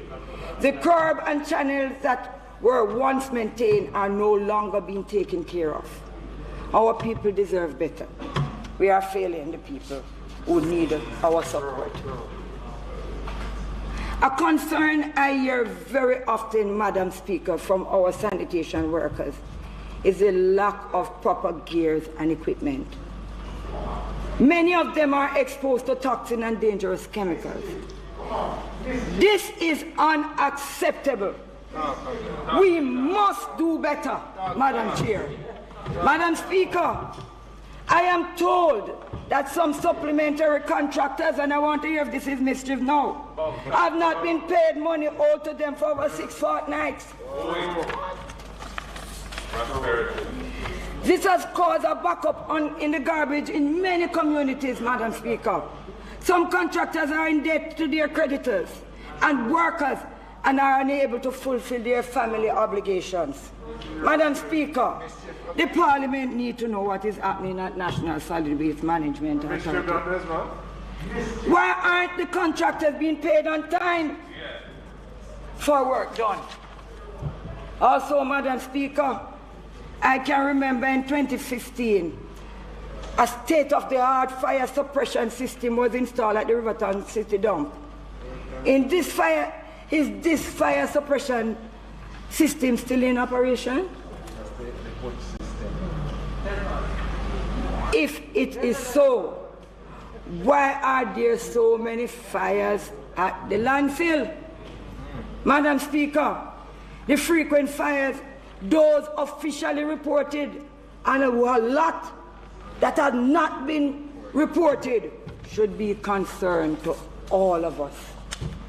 Who is monitoring these dumps?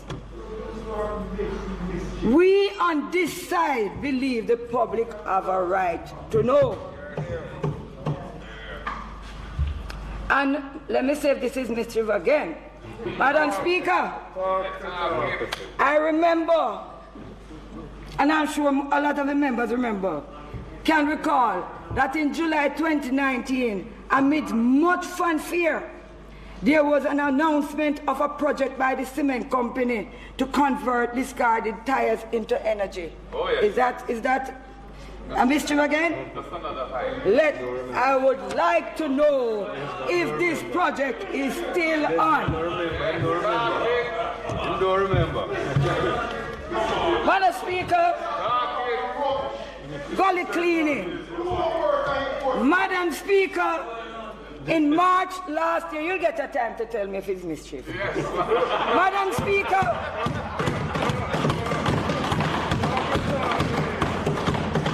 in March last year, the Minister of Finance announced that the government has allocated $320 million to clean all gullies in the corporate area. He also said that there would be a gully maintenance program. Minister, what has happened to those funds?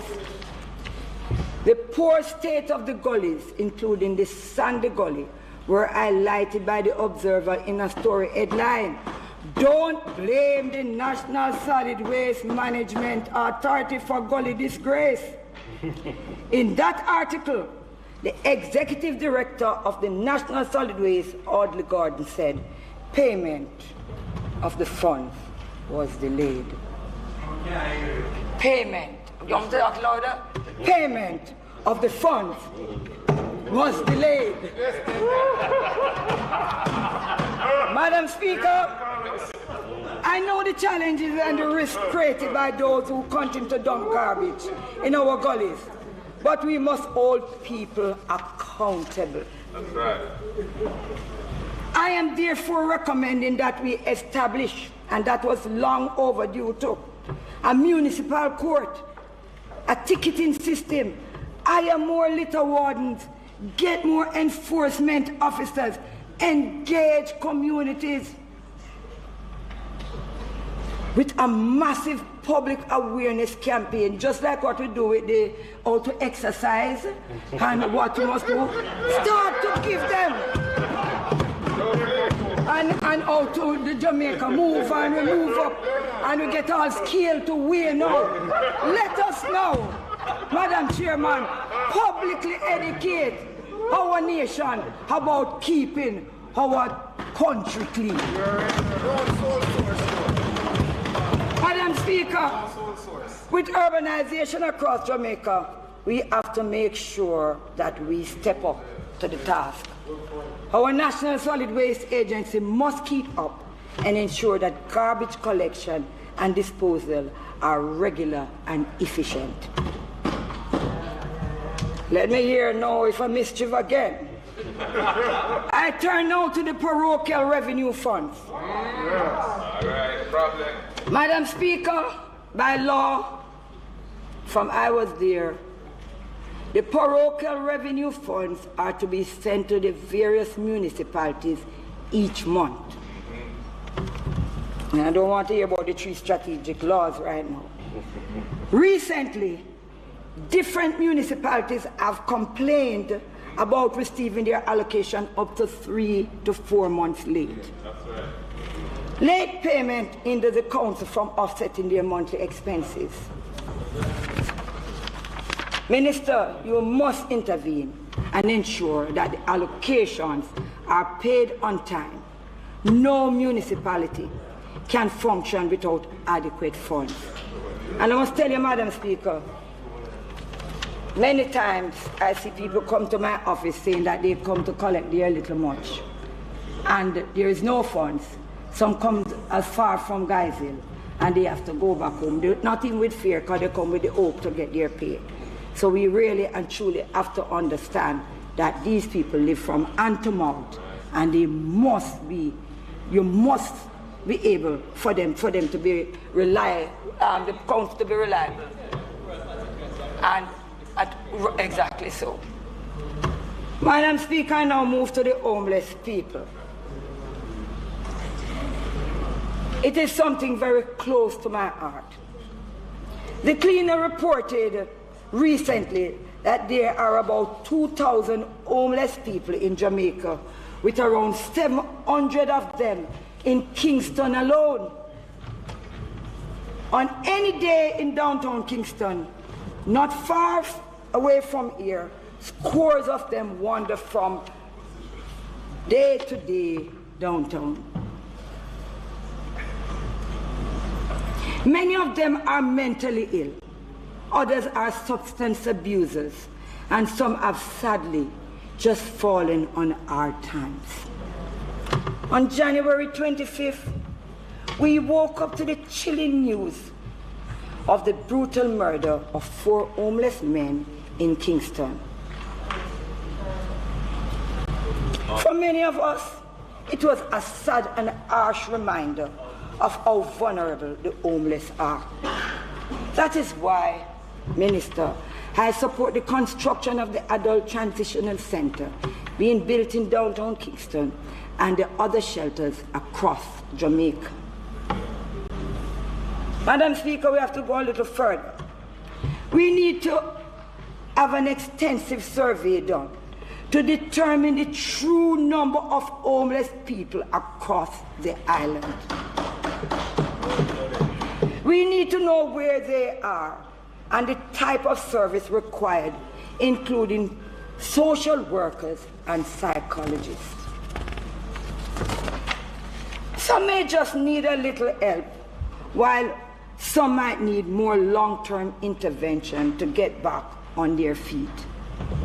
The goal, Madam Speaker, and our goal should not be an expansion of homeless facilities, but real intervention to get them in their own homes in a position where they can live meaningful lives. Madam Speaker, through you, I wish to ask the Honourable Minister about the plans and process of the vaccination for our homeless population.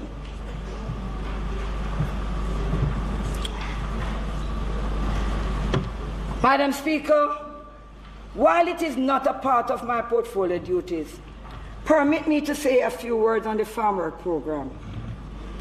And it is such a good day for me because all the ministers are very much in their house. In the Honourable Ministers of Labour and Social Security debate, he proposed certain changes to the distribution of farm work tickets. The impression was given that councils would be cut out of this process. Madam Speaker, for years, councils played a critical role in the selection process. It is of concern that instead of increasing their allotment, the aim is to cut them out completely. Such a move would be I said, such a move. I don't say it is true. Such a move would be a retrograde step and not in keeping with good practices. Minister, I know you will do what you can. Minister, I know you will do what you can to address this matter in an amicable way. You must be a comfort, so you don't treat this one.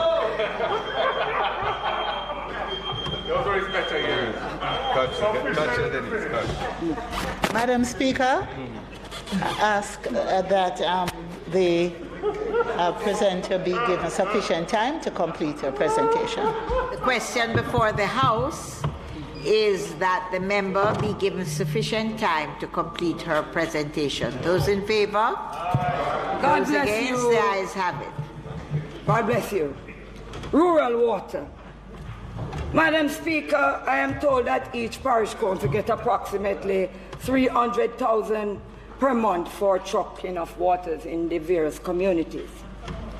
If we really believe water is life, we must ensure that the supply to our people are more adequate and sustained. While we welcome the establishment of the water shops and the distribution of the tanks, we need to focus on a system that is more accessible to all residents.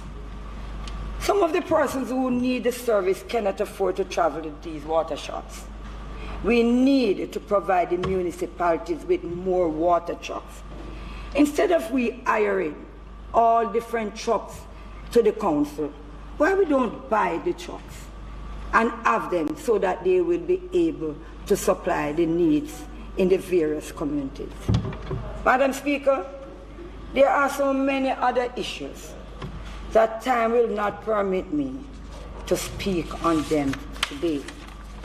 In the week ahead, I will raise the issues relating to rural electrification, parks, Building and Town Planning Act, the poor relief, the parochial roads, which is almost 75% of our roads in Jamaica are parochial roads, and infirmaries. Madam Speaker, no other area of government impacts the daily life of citizens as significantly as local government. Local authorities are more responsive and accountable to the people as there is more community engagement. They are responsible for the orderly balance of sustainable development, the community, and the boosting of economic activity. A well-funded and efficient local government will foster inclusive growth and ensure that no citizen is left behind. In closing, Madam Speaker, each of us has a sacred duty to ensure that all our people can raise their standard of living and have a happy and productive life. We must strive to give our children the best possible education, provide better and more affordable health care, create an economy that works for both rich and the poor, provide small businesses with the tools to grow and achieve success, protect and preserve the environment, and ensure that our air and water are clean. Make Jamaica the safest and best place to live, work, raise family, and do business. Madam Speaker, every child in Eastern St. Catherine, every Jamaican must know that if you dream big, if you work hard, if you believe in yourself, you can achieve anything you want. We have a great country and a great people. We have overcome so much with our strong faith and belief in God and our resilience. Madam Speaker, I believe with all my heart that despite the challenges, our hopes burn bright. If we unite in purpose and action, we can build a Jamaica, a better and prosperous Jamaica. May God bless this beautiful island, Jamaica, and her people. I have no gift, madam, but I bring my love for all of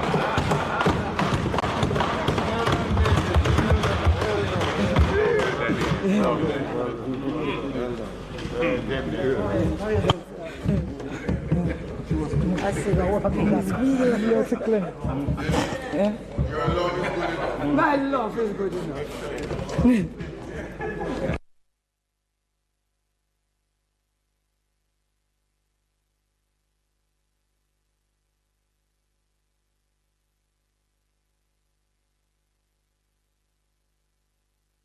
House Leader? House Leader? House Leader? I saw. Madam Speaker, Yes. I want to just thank the member for her excellent presentation.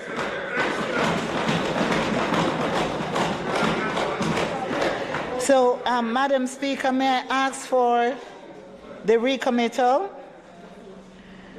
of, well, on the public business, Madam Speaker, I just wish to indicate that the Honorable Delroy Chuck has indicated that he will not proceed with the 2 adjudication bills that's listed on today's agenda. However,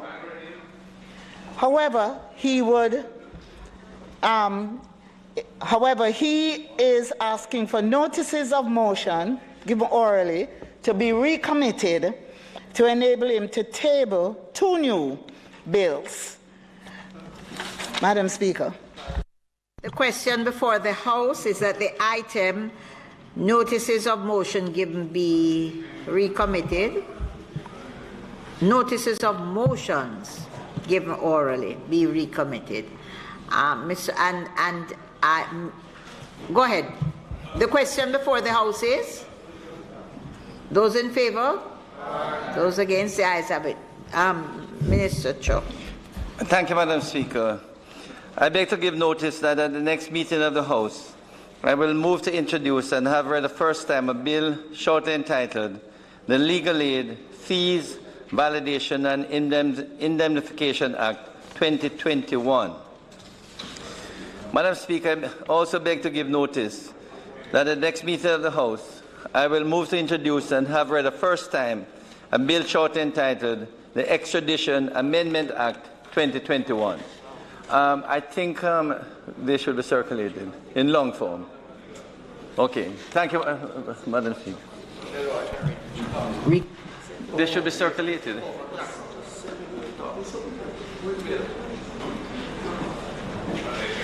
Yes. I brought them down myself. In long form. They're in long form. The adjudicature? You wanted? Madam Speaker? Madam Speaker, in relation to the 2 bills that have been tabled, there's no intention to close today, but I'll be happy if members would like to contribute. Before we do, we have an item, statements by ministers, and we were asked to say, may we have the recommittal of the statements, and then we can go to the contribution. Okay. The question before the House, therefore, is that the item statements by ministers be recommitted. Those in favor? Those against? The ayes have it. Minister Clark. Thank you, Madam Speaker.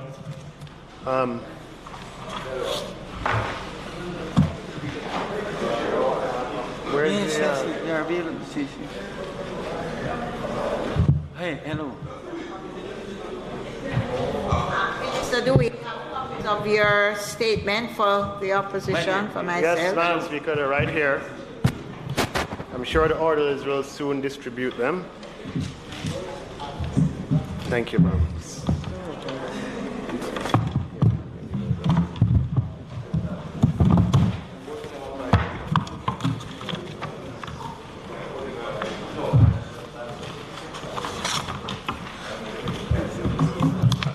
Madam Speaker, in March 2020, after the first case of COVID-19 was diagnosed in Jamaica, this government moved swiftly to build a program to mitigate the impact of the pandemic and that of the necessary measures to combat the pandemic. The government, through a multi-agency team led by the Ministry of Finance and the Public Service, developed from scratch the CARE program, which brought economic and social support to approximately 500,000 Jamaicans. On December 31st, 2020, the World Health Organization announced the first vaccine for use under the emergency use listing. This marked a seminal shift in the global fight against the pandemic.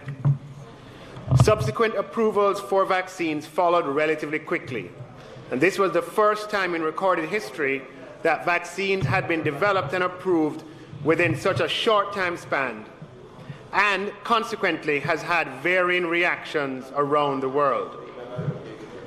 Governments, including here in Jamaica, have prioritized senior citizens as the devastating effect that COVID-19 has on that group has long been recognized. Madam Speaker, the COVID-19 pandemic has had a disproportionately fatal impact on persons aged 60 and over. Figures from the Ministry of Health show that for Jamaica, 75% of those who have died from COVID-19 are from among the group aged 60 and over, 75%. There were 974 deaths from COVID-19 up to the 5th of June, of which 733 persons were aged 60 and over. Another way of looking at it on the same dynamic, Madam Speaker, is that whereas, according to from figures from the Ministry of Health, only 0.6% of those aged 60 and under who contracted COVID-19 died, 0.6% of those under 60.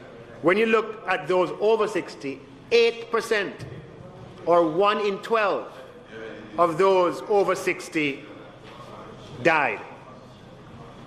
Madam Speaker, in other words, the fatality rate for those infected with the novel coronavirus who are over the age of 60, the Jamaican experience is that they have a fatality rate that is 13 times higher than those who are aged under 60. In addition, Madam Speaker, the Jamaican cohort aged 60 and over constitutes no more than 14% of Jamaica's population.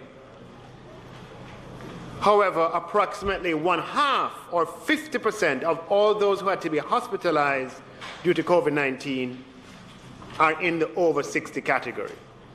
So the over 60 cohort is 14% of the population, but makes up 50% of the hospital population. And if you were to add the hospitalization and the death numbers and divide it by the number of people who were infected, which I'm doing right now, 16.5% of those over 60, 17%, almost 1 in 5, are either hospitalized or died as a result of COVID-19. Madam Speaker, the COVID restrictions exist to prevent the exhaustion of the capacity of the health system. And given that 50% of the hospitalized are over 60, if we vaccinate this population, the likelihood of the health system coming under stress reduces significantly. And we've heard the Minister of Health say that. We've heard the Prime Minister say that. Madam Speaker, this pandemic does not end in Jamaica until a large majority of persons in the over 60 population is vaccinated. I'll come into that. It is in the public interest, therefore, Madam Speaker, that this segment of the population that is vulnerable to COVID-19 is fully vaccinated. Madam Speaker, through the Serve Jamaica program, we intend to build on the CARE program infrastructure to provide an incentive for those persons 60 and over to become fully vaccinated. In my opening budget presentation, Madam Speaker, I announced a conditional cash transfer for the vaccinated, which will pay an incentive of $10,000 to persons 60 and over who have been fully vaccinated through the Ministry of Health and Wellness. Madam Speaker, as I indicated just now, and I indicated in my budget presentation, there's a public interest in ensuring that this population is protected. And Madam Speaker, just to remind you of some of the details from the Ministry of Health, as of the 5th of June, 159,615 Jamaicans received the first shot of the vaccine. Of that number, 42,254 were in the group age 60 and over. But of that number, as at June 5th, 7,052 have received the second shot. So, of the 350,000 persons in the cohort, age 60 and above, so far 350, only 7,052 so far are fully vaccinated. And that is 2% of that demographic group. So, Madam Speaker, this is something that the government needs to do to provide an extra incentive for people to go and be vaccinated. But that alone is not enough. We need the collaboration and cooperation of all members of Parliament here in your constituencies to encourage, and here I'm speaking as if, I'm endorsing what the Minister of Health drive, because I want to see the economy open up. The restrictions don't go until this vulnerable population is no longer vulnerable. Right? So in addition to what we're doing here, we encourage members of Parliament to encourage your constituents who are in this demographic to sign up and help them to sign up for the grant. And it's $10,000 they'll get. In a single household, in a single yard, you might be able to have 6, 7, 8 people each getting $10,000. And with your assistance, as you did with the CARE program last year, I'm confident that it will be successful. Now, Madam Speaker, there's a modification to what, in my budget presentation, we had said we would limit it to those with income 1.5 million or less. But that created some confusion, Madam Speaker, as if this was a social program, and we were tying a social program with vaccination. And so, how could you tie a social? No. That's not what this is. This is not a social program. This is an incentive to be vaccinated. That is what it is. Start and finish. And because it's an incentive to be vaccinated, we're taking away the income qualification. So, Madam Speaker, just some details on the arrangements for accessing this program. The program will be administered digitally using the CARE platform.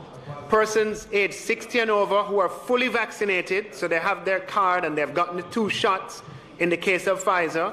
If we do get some other ones that have 1 shot, from 1 shot would do for those vaccines. As evidenced by the Ministry of Health, they're welcome to apply for the CCTV grant starting on the 15th of July. So right now, there are only 7,000 people who would qualify anyway. We're hoping that by the time the platform opens on the 15th of July, that 7,000, Minister, could be 20, 30,000 or thereabouts. And let's hope. And the platform will then open. The persons aged 60 and over will need to log on to the WeCare platform at www.wecare.gov.jm and provide, along with their first and last names, their TRN or their government-issued identification, their date of birth, their mobile number or the number that they have access to. If they have an email address, it's not mandatory, but they can provide that.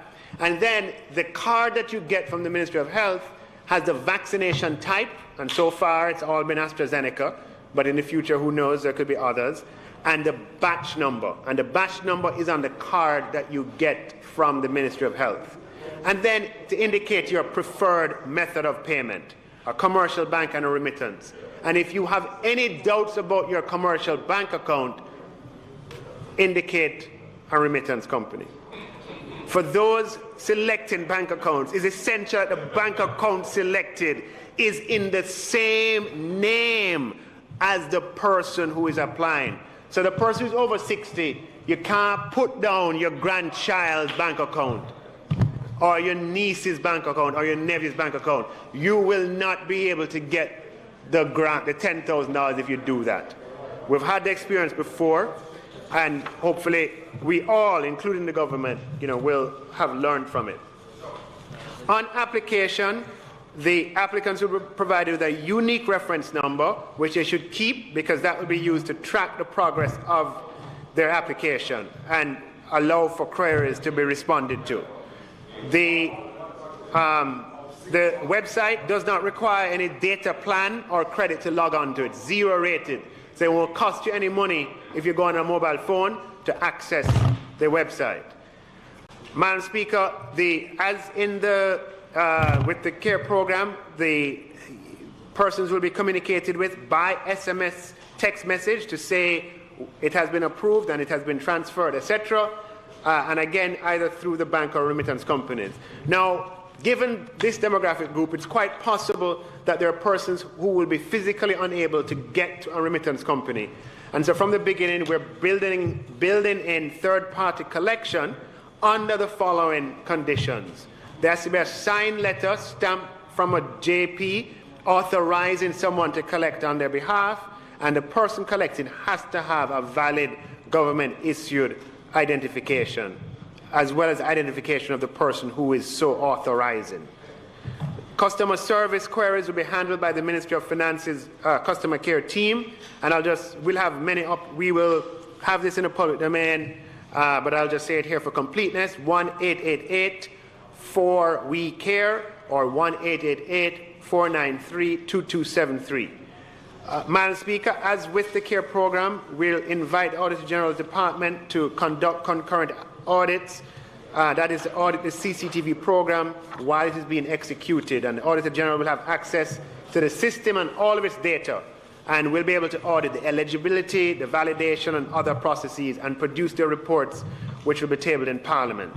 We know from the experience with the CARE program that this can slow down the actual payments, but the continued transparency and openness around the program to the highest levels of scrutiny continues to provide public confidence in a fair and even-handed process. And there's no doubt there will be errors and there will be things that will be pointed out. The point is not to hide away from those. As they are pointed out, corrections and amends will be made. So, Madam Speaker, that is the $10,000 per person for persons aged 60 and over who have been fully vaccinated. That includes you, Madam Speaker. Yes, that includes you. Who have been fully vaccinated with Ministry of Health records. And you, Deputy Prime Minister, you are eligible. All the seniors, yes. There are quite a few people in here who are eligible. Mikhail, you have to wait a few years. A few years for you. So, Madam Speaker, just a few words to update on the Set Cash Grant. The Honourable House is aware that the Set Cash Grant provides unemployment support for persons who earned at or below the income tax threshold and have been unemployed as a result of the COVID-19 pandemic from any sector of the economy, and the Best Cash Grants that support tourism employment. As these, Madam Speaker, were renewed for the period April to June of 2021, and $3 billion was set aside in the budget for this. This period, Madam Speaker, for new applications for these two components will close on the 13th of June. So what we said was that we'll continue the program April, May, and June. Applications for new applicants close on the 13th of June, which is this Sunday, and advertisements to this effect have been in the public domain for the past few weeks. All existing applicants who were already in receipt of payments under the SET and Best Cash programs will not need to reapply for the period April to June, as long as they're not showing up on a payroll, right? Once they're in the system, they will automatically qualify for the $18,000 monthly payment, as long as they're ruled eligible and in keeping with the originally defined criteria. Madam Speaker, we have approximately 40,000 existing Set Cash beneficiaries, and approximately 15,000 best cash beneficiaries.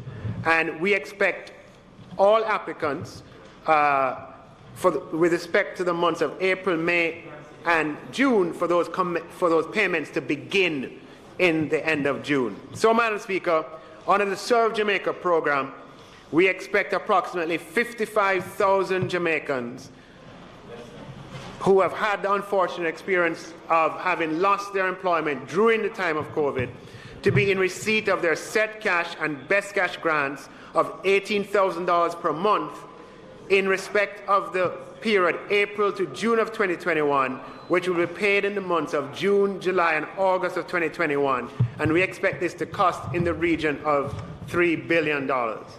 The final numbers, Madam Speaker, will depend on meeting the qualifying criteria because the economy is picking up, jobs are returning. As the Minister spoke about last week, tourism jobs in particular are returning. So it could be the case that those who had qualified and were on the set cash payroll as at January, when we come to look at the data as at April or May, they may be on the payroll and therefore they won't be eligible. So we will report to Parliament on the final numbers as we go through the verification and eligibility process. But the good news is that we are set up for 55,000 persons, Madam Speaker, many of them in the tourism belt from Westmoreland and Trelawney and St. James and Portland and St. Anne and St. Mary, who live in communities where many people, it's not one person in the community, but the next door neighbor and the neighbor after that and the neighbor after that, two, a husband and a wife who were persons tending to rooms or to landscape or to the bartending or to various other jobs in the tourism sector who lost their job as a result of COVID-19, and many as well, working in warehouses and in manufacturing in Kingston and other parts of Jamaica. Over 55,000 of them can expect to receive a total of $3 billion, $18,000 a month for the period April to June 2021. Madam Speaker, the government continues to provide economic and social support in the face of the pandemic. And the good news, though, Madam Speaker, is that we, as we speak, are in the midst of an economic recovery. The Planning Institute of Jamaica is projecting growth of at least 7% for this quarter, April to June of 2021. And there's every indication that this will be realized. And all well-thinking Jamaicans must be hoping that this indeed is realized. And we've seen the figures from Statin that the employment numbers are picking up, but we need to just continue to give a little support to those who still have not recovered their jobs.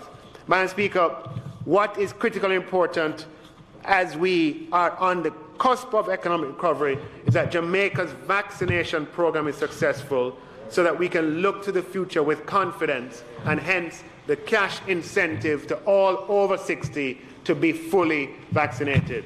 Thank you, Madam Speaker. Madam Speaker, the opposition has no issue with the provision of an incentive to try and get more persons to be vaccinated. We have seen across the world in other jurisdictions, some countries, some states are offering lotteries where your name is put in a draw. Others are offering cash incentives. So I don't have an issue with the principle. I do have some concerns, though, because the method of payment, which I understand electronically, is probably the most difficult for this grouping. And I wanted to ask the Minister, from the CARE program, you had indicated before that a number of persons had either not collected or had not received for a number of reasons. And I suspect, I think all of us know, if people who applied, they definitely wanted the money. So if they haven't gotten it, is something wrong with their application.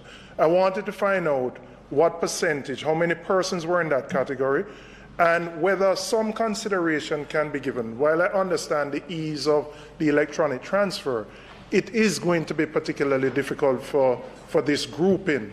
I was just looking at my own vaccination card, which I'm fully vaccinated, and you indicated the batch number has to be put in the system. I mean, I'm struggling to make out my batch number, just as an example. And I would also ask the Minister of Health, we all got this, which is paper-based, but the extent to which your database is foolproof so that people can bandule this as a way of getting this $10,000 payment. So, Minister, I have no issue with the incentive, but I think we have to put some greater thinking around the particular age group and how we can assist them and how we can make the application process easier for them so that they can actually get it. Should be a non-online option. Right? Yeah, I was going to say there should be, whether it be through Ministry of Labor offices or otherwise, an opportunity for people to physically go in. Yeah. Because the reality is that the people who can easily do this probably don't need it. And the ones who need it are struggling to actually get online and do it. Yeah. I would also say, Minister, your extension of the set cash and the BEST program, no problem with that. But there are a whole cross-section of people who are not under this program, who are really feeling the most vulnerable because they have no work, no income, no nothing. And those persons feeling the weight of the increased prices, feeling the weight of not having no income for 15 months, what consideration is going to be given for that group? And how much of the money that you had set aside for care that wasn't taken up that could probably be reallocated to this group for the next 3 months?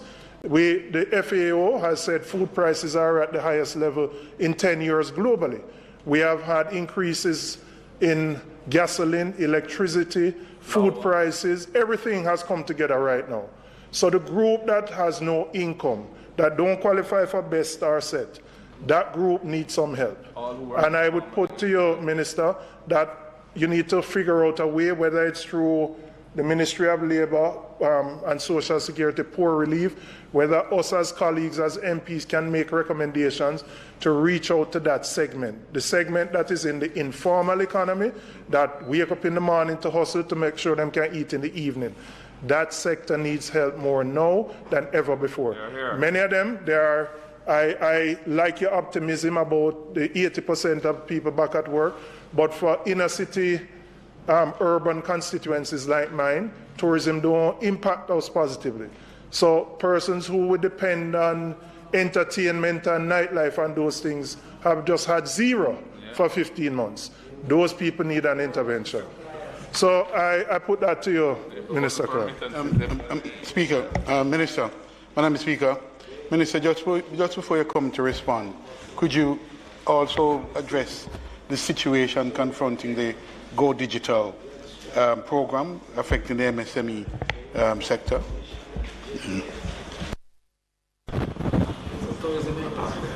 Thank you, Member, for those questions and for the support of the initiatives. The first thing, Madam Speaker, is that it takes community to really be successful, and the success of the CARE program relied on a huge collaborative effort, which included lots of intermediaries who helped to sign people up. I think that we're going to need a similar kind of collaboration for this program, particularly with taking information off of the card and entering it into the device. The good news is that there'll be lots of time for the application to take place. Now, the Ministry of Health maintains a real-time electronic database system on all persons who have been vaccinated. They can tell you at 3 o'clock in the afternoon the total number of persons who have been vaccinated, the batch numbers, the age, the ranges, etc. So that part is pretty well secure. What we have to ensure is that persons can upload their information on their card into the system, and that is we're going to have a public education drive on it, showing people where on the card to find that information, how to upload it. You can use your mobile phone, your laptop, your any device that is internet enabled, and we're going to encourage members of Parliament and other community-based based organizations to step in and help persons to sign up. With respect to collection, we had a very good experience with the CARE program. You'll recall that the CARE program disbursed through various means approximately $20 billion, of which $14 billion came through the portal, meaning the electronic access. Some of it went, as you know, through the Ministry of Labor directly, or through the Ministry of Gender or the Ministry of Tourism, but $14 billion went through the electronic application process. And of that $14 billion, it was only $300 million that remained uncollected, which is an uncollected balance of 2%, of 2.1%, which by any practical means is good going. We're not going to expect the collection to be more than 98% or thereabouts.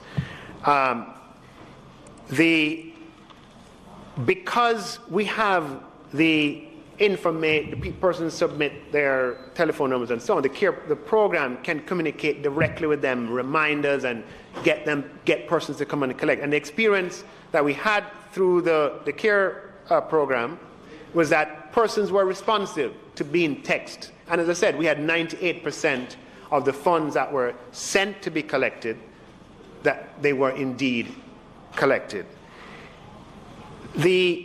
I totally accept the point that there are other groups in the society. Today we spoke about the over 60 with respect to the vaccination, and we spoke about the demographic group consisting of persons who were employed prior to the onset of the pandemic and who lost their jobs because of the pandemic, and are particularly vulnerable because they would have had commitments that were based on their income, and without warning that income disappeared. And there's a particular, what we don't want is for the dislocation in the society, any amount that exists, for it to increase. And that is what was threatened by having persons who were gainfully employed suddenly becoming absolutely, vulnerable and most likely not having savings to depend on. And that was a particularly, I was very attuned to the negative social consequences of that, of persons who are employed and are playing by the rules, doing all the right thing, have their job, and all of a sudden their lives are turned upside down. And then the inability for industry to restart if the social decay happens too quickly and persons are just no longer in an employable position. And that's why we have definitely wanted to ensure that we supported this group of persons who lost their jobs and due to no fault of their own, and very proud of the fact that 55,000 of them have received monthly payments from the government. However, it is also the case that there are other pockets of vulnerability that we have to keep addressing, and the government of Jamaica has a $25 billion social support program overall, meaning PATH, and if you look at all the government sort of programs on the social side. But we have to pay keen attention, and to the extent that we are able to, your advocacy, is shared. I'm the biggest advocate for ensuring that the vulnerable populations are indeed protected. Here today, I am just implementing what we announced in our budget presentation. To the extent that that room exists, we will seek to supplement and ensure that other vulnerable groups continue to be in receipt of support. But I want to thank the Speaker and members of the House for your. Oh, sorry, you asked a question on which is outside of my statement, but I will oblige. The member Speaker, with your permission, asked a statement about the Go Digital program. Yeah, that's a program where we are encouraging small businesses to digitize their front office, to go online with their front office, right? So that, it's absolutely critical. It increases productivity. More things can happen per unit time. You can get more done in an hour if you can just go online. So the state has an interest in that, and what we're doing is we're providing $1 billion to the Development Bank of Jamaica, $1 billion, so that they can provide two things. One, there's a grant of $200,000 to any small business that applies to the program and says, look, I want to convert my front end to have a digital, so I have my physical storefront and I have a digital storefront. Right? Anybody who applies, $200,000 for that business, and then a top-up of $800,000 in a loan at 2% interest. So $1 million to any small business that wants to put their front end electronically. And then the DBJ has pre-selected vendors, IT vendors, right? And pre-selected IT vendors who they will match the small business with. There's not a matter of giving you $1 million and you go about your business. They have pre-selected vendors. These 25 vendors have the right programs in place that can convert the small business. Go to one of them, here's the voucher, and it's happening. No, the program has been launched. It's on the DBJ website. We need to market it some more and make sure more small businesses are aware of it. But it is important to convert what is a part of digitizing the economy. And I must say, give credit where it's due, the COVID-19 Economic Recovery Task Force is where this idea came from, and the sub-task force chaired by Minister, the New Economy Task Force, it was you, right? Yeah, chaired by Minister Williams and the team of private-public persons who are on that committee, came up with this initiative. It had a broad base of support in the society, and so we have implemented it, and it's there for all small businesses to access.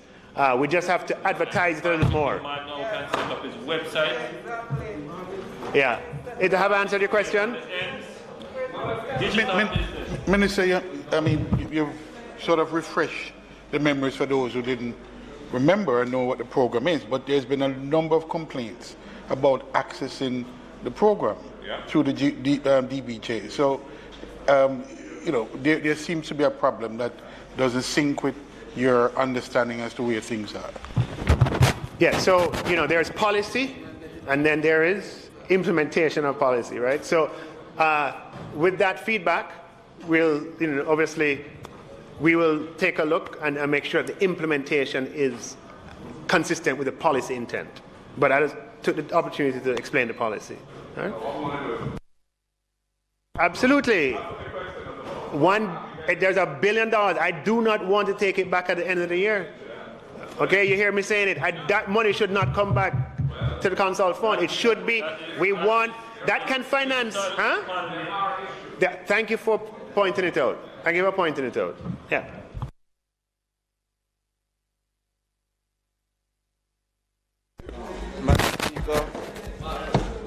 Madam Speaker, the continuation of the debate on the two bills that the Minister of Justice introduced in this House will now be facilitated, and the Speaker is expected to be the Leader of the Opposition and member for South St. Andrew. May it please you, Madam Speaker.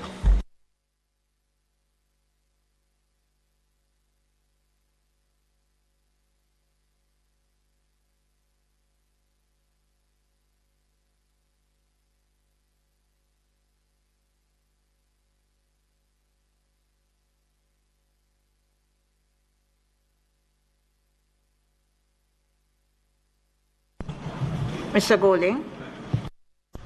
Thank you, Madam Speaker. Bash up, Mr.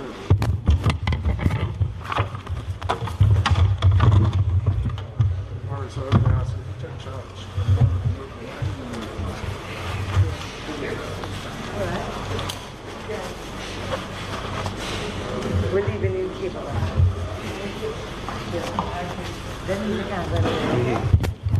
Thank you, Madam Speaker. Madam Speaker, I rise to make a contribution in the debate on two bills brought to the House by the Minister of Justice, those being the Judicature Appellate Jurisdiction Amendment Bill 2021 and the other being the Judicature Parish Courts Amendment Bill 2021. Madam Speaker, these bills provide for prosecutors to have rights of appeal in certain circumstances. And broadly,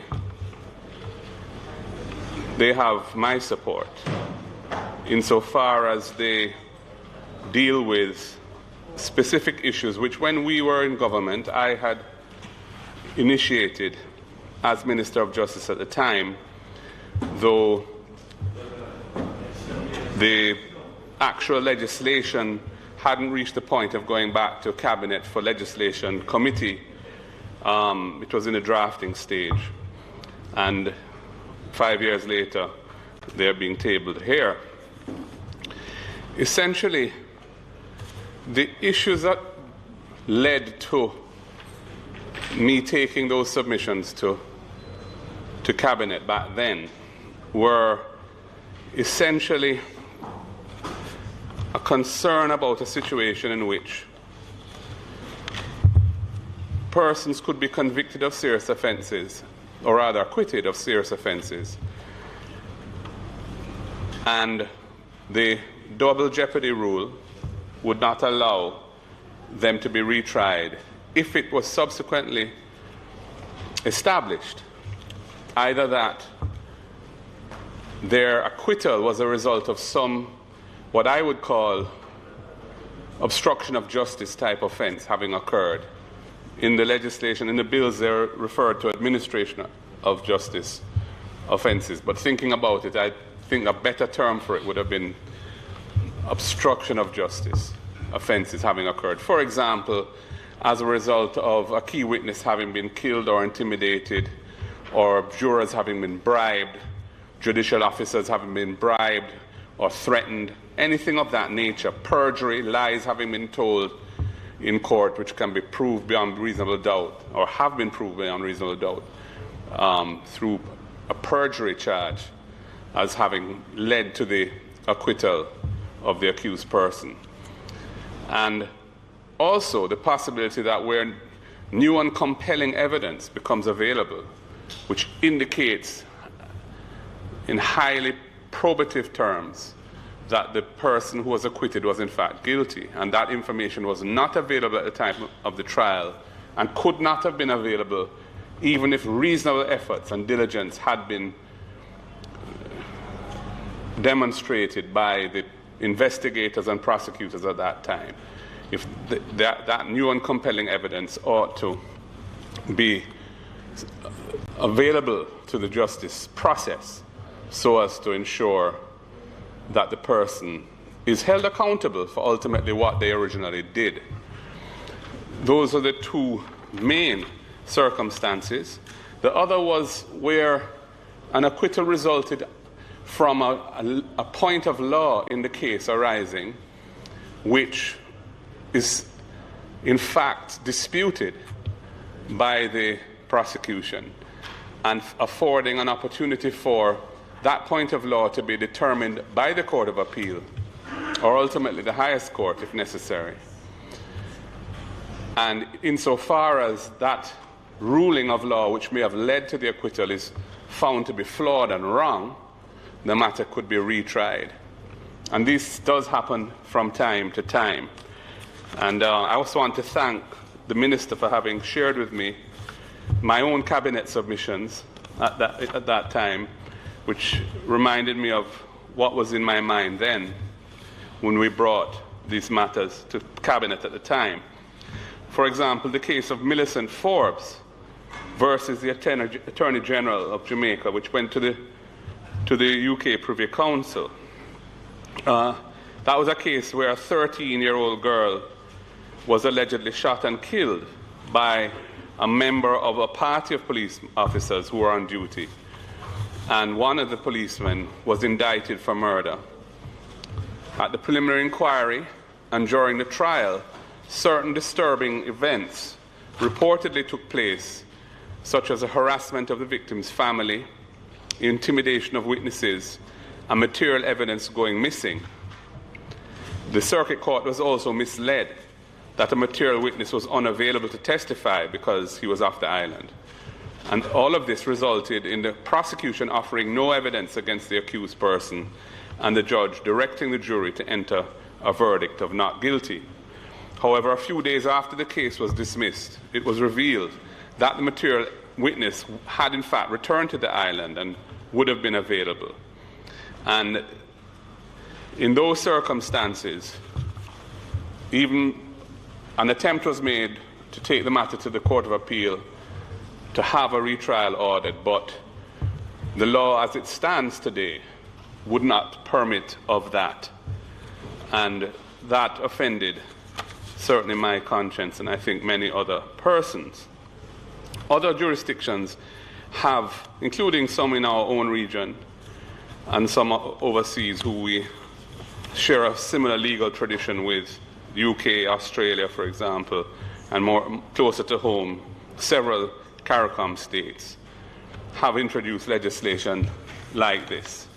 So those were the main grounds, those were the grounds on which I had brought submissions to Cabinet seeking to have drafting instructions issued to enable legislation to be brought to give a right of appeal to the prosecution in limited circumstances, essentially those circumstances. There was also the question of sentencing, and I felt that on the issue of sentence, there ought to be an opportunity for the Court of Appeal to review a sentence in two circumstances. Firstly, where the sentence that was imposed by the court, the trial court, was not one that the law permits.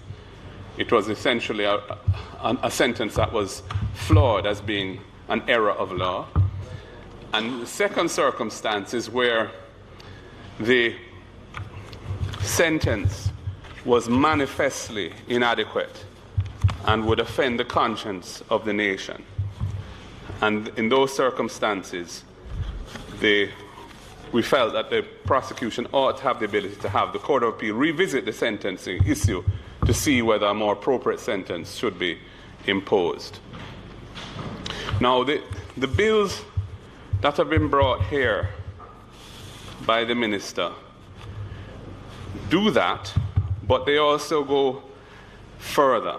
And I have some concerns about how far they go. So, first of all, I think it's important to note that the way that prosecutor has been defined in this legislation doesn't just include the DPP or indeed the Director of Corruption Prosecutions that now exists as an officer within the Integrity Commission and the Director General of MOCA, who now has prosecutorial powers in respect of matters being investigated by MOCA, but also includes persons to whom the DPP gives a fiat. That would be somebody in the private sector typically who is prosecuting the case, and indeed a private individual who chooses to bring a prosecution against another person. So that is a much broader conception of who can appeal a verdict of acquittal than certainly I had in mind at the time. Secondly, there is no requirement in the bill that the Court of Appeal must be satisfied that the acquittal has resulted in a substantial miscarriage of justice. That was a principle which was embodied in the submission that I had brought to Cabinet, but has not made its way into these bills. So, in the way it had been formulated by me at the time, the Court of Appeal could only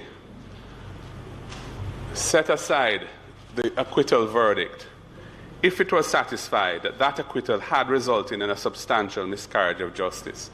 It is not in every instance that that would happen. And in fact, there is a reverse where sometimes a defendant who is convicted can appeal and win on a technicality in the appeal, but the Court of Appeal can apply what's called a proviso And what that is the Court of Appeal may nevertheless not allow the appeal because no substantial miscarriage of justice has occurred. So that principle has not found its way into these bills, and I think that it ought to have been part of it. On the issue of appeals where there's new and compelling evidence, the provision in the bill, which is a new Section 7A of the Criminal Justice Administration Act, it says that it applies where a person has been acquitted. A question for you, Minister, is whether this is intended to include not only where the matter went to the conclusion of the case and a jury, if it's tried by a jury, or the judge, if it's tried by a judge alone, finds a person not guilty. But does it also include where the indictment has been quashed or stayed, or the case has been withdrawn from the jury, or where no case submission has been upheld, or where indeed there's been any other termination of the case without a verdict? I think it's important to ask that question because in the section dealing with administration of justice offenses, which I think should be renamed, something that I think rings close to what we're talking about, like interference with justice or obstructing justice offenses. But those include all of those methods of a case coming to an end in favor of the accused person. The right to appeal applies in all of those instances, but in the new and compelling evidence case, it only mentions an acquittal without making it clear that that would include that clutch of different possible ways in which the trial may have come to an end. So I think you should have a look at that, Minister. There is a provision in the new Section 7A, big A, subsection 7, paragraph A. It states that it is irrelevant whether the new and compelling evidence would have been admissible in earlier proceedings against the defendant. I have a big problem with that. I can't see why evidence which would have been inadmissible in the earlier proceedings can now be a basis for setting aside the acquittal and ordering a retrial. I have a big problem with that. And that is 7A, subsection 7, paragraph A. Looking at 7A, subsections 2 and 6, they both apply the yardstick of whether it is in the public interest for the case to be retried. The provisions make no mention of the interests of justice. My formulation in the submission required for this appeal procedure to be allowed, the Court of Appeal must be satisfied that it is in the interests of justice to allow the appeal. We've moved away from the desire to do justice in the particular case, which is the critical role of a court in criminal proceedings, to what the public interest may be. And I don't think public interest considerations should be introduced into a matter between the prosecution and the defendant. I think that's a wrong approach. In criminal proceedings affecting the rights of the individual, justice to the acquitted person cannot be and should not be subordinated to the public interest. I don't like this as a principle feeding into our criminal law. I think it's dangerous. And that wasn't the way it was formulated in the submissions that I brought to Cabinet. In Section 7A, subsection 7, paragraph, I think it's 1, little 1, Roman 1. If the existing circumstances make a fair trial unlikely, that should be an absolute bar to the Court of Appeal ordering a retrial. It should not just be one of the factors that go into determining whether or not it is in the public interest to retry the case. I'm going to say that again. In 7A, subsection 7, where they talk about they give examples of what might make it in the public interest to have a retrial. And one of them, the first one I think it is, says if the existing circumstances make a fair trial unlikely. Now, to me, that can't just be one factor. That should be an absolute bar to any retrial. If there cannot be a fair trial at the retrial, that's the end of the matter. It can't go any further. It can't just be one of us competing factors taken into account. And I noticed that in 7A, subsection 7, there's no specific reference to whether or not witnesses are still available, the condition of the original physical evidence that had been used in the trial, what is the condition of that evidence, and so on. In the submission I had brought to Cabinet, both of those were factors that were specifically had to be taken into account in deciding whether or not a retrial should be ordered. There's no mention of them in the bills. I have a matrix, Minister, that I spent most of yesterday doing, so I'm going to send it to you so you can have the benefit of it. Yeah. On the question of point of law, this is where I have, I think, my biggest departure from the bills. In the submissions I had brought to Cabinet, I had contemplated a right of appeal on a point of law by the prosecution. I think that's appropriate, because if the law has been wrongly applied, or if the law needs to be, if it's a common law matter, which often is the case, and the law needs to be considered again and taken in a different direction in response to changing circumstances, or an earlier court may have gone down the wrong road, I think it's important that the Court of Appeal have an opportunity to correct it. But this bill, or these bills, go beyond just a point of law and talk about an appeal against any point of mixed law and fact. Now, issues of fact are quintessentially matters for the tribunal of fact, which is a jury, or in a case tried by a judge alone, the judge who sees the witnesses and hears the evidence. Correct. I don't like this idea of giving the prosecution a right of appeal on any point of mixed law and fact. For one, that is a notoriously nebulous formulation. Correct. It's notoriously unclear what it means. And to me, it transgresses into the province of the jury or the judge, in the case of a trial by judge alone, as a final arbiter of all issues of fact in the case. I do not like the expansion of this formulation beyond pure issues of law. I also think that, again, in relation to the point of law right of appeal, there's no requirement to satisfy the Court of Appeal that the acquittal resulted in a substantial miscarriage of justice. Again, that was a requirement in the submissions that I had brought to Cabinet. For the appeal to be allowed and a matter retried, that hurdle always had to be crossed by the prosecution. It has been left out in relation to the point of law and the point of mixed law and fact matter, and I think it should be inserted as a requirement that must be met before any appeal can be allowed. The acquittal must be, the Court of Appeal must be satisfied that the acquittal has resulted in a substantial miscarriage of justice. Mr. Minister, I'm looking at 18A, subsection 4, paragraph A. I noticed that leave is not required for an appeal against a decision of a trial judge on any point of law. So you don't need leave from the Court of Appeal to make that application.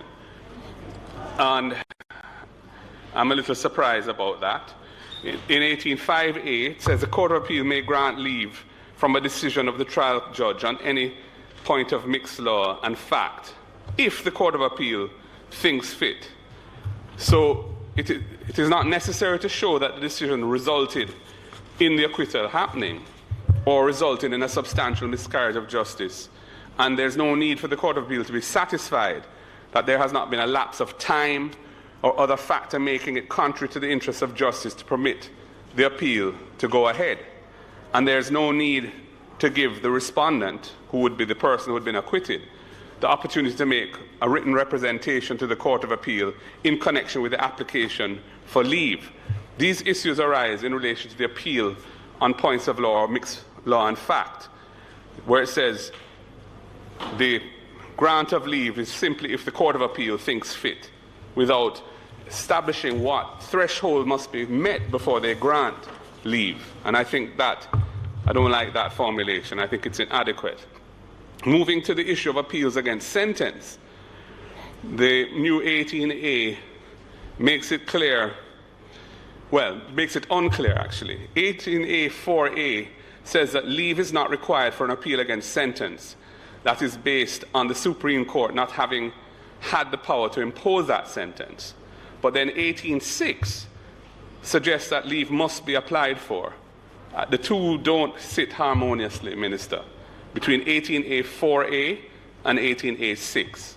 18A 4A suggests that leave is not required for an appeal against sentence based on a sentence that wasn't lawfully imposed. But 18A 6 suggests that leave is not required. The former 4A suggests that it is required, and 6A suggests that it isn't. I think that in 18A 6, it should simply say that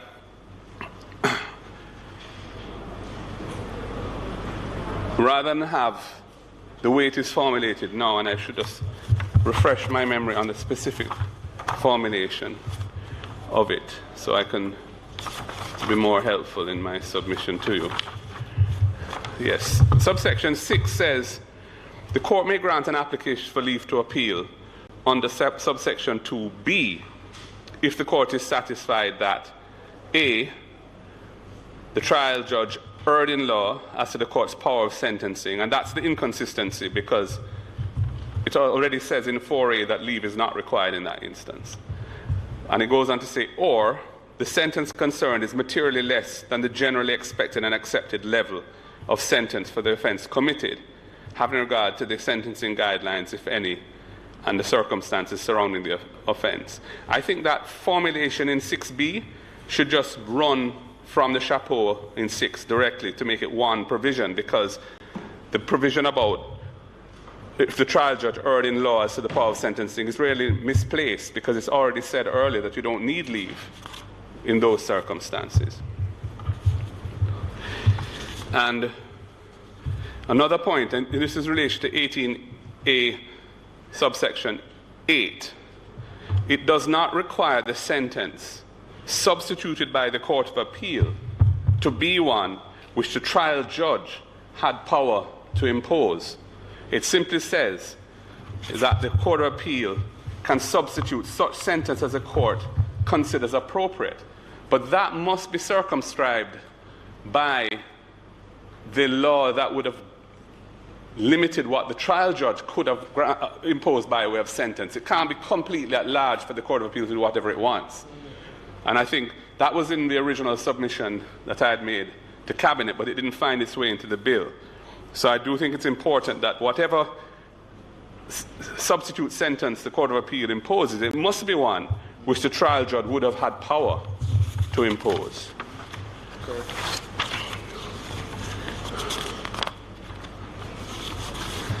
And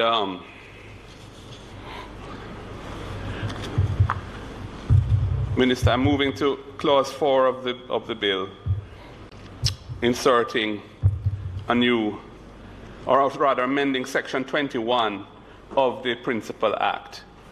And the new words that are being inserted in substitution for the existing words talk about any decision referred to in section 18A. It uses those words, any decision referred to in section 18A. And I think it ought to be more specific by saying any decision referred to in section 18A 2A.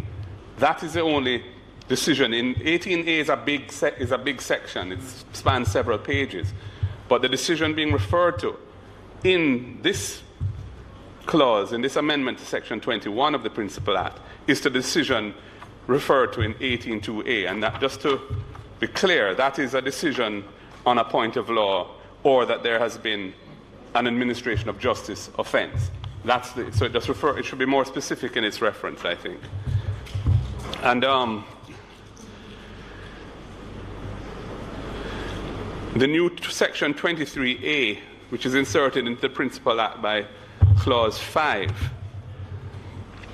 speaks to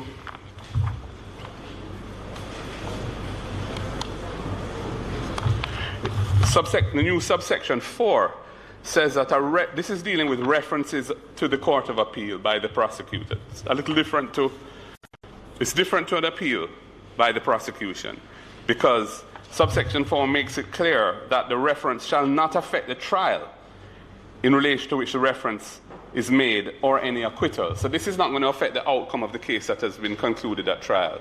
This is a reference that may result in clarification of the law going forward, and it's a good provision. But given that it cannot affect the outcome of the case that's already been tried,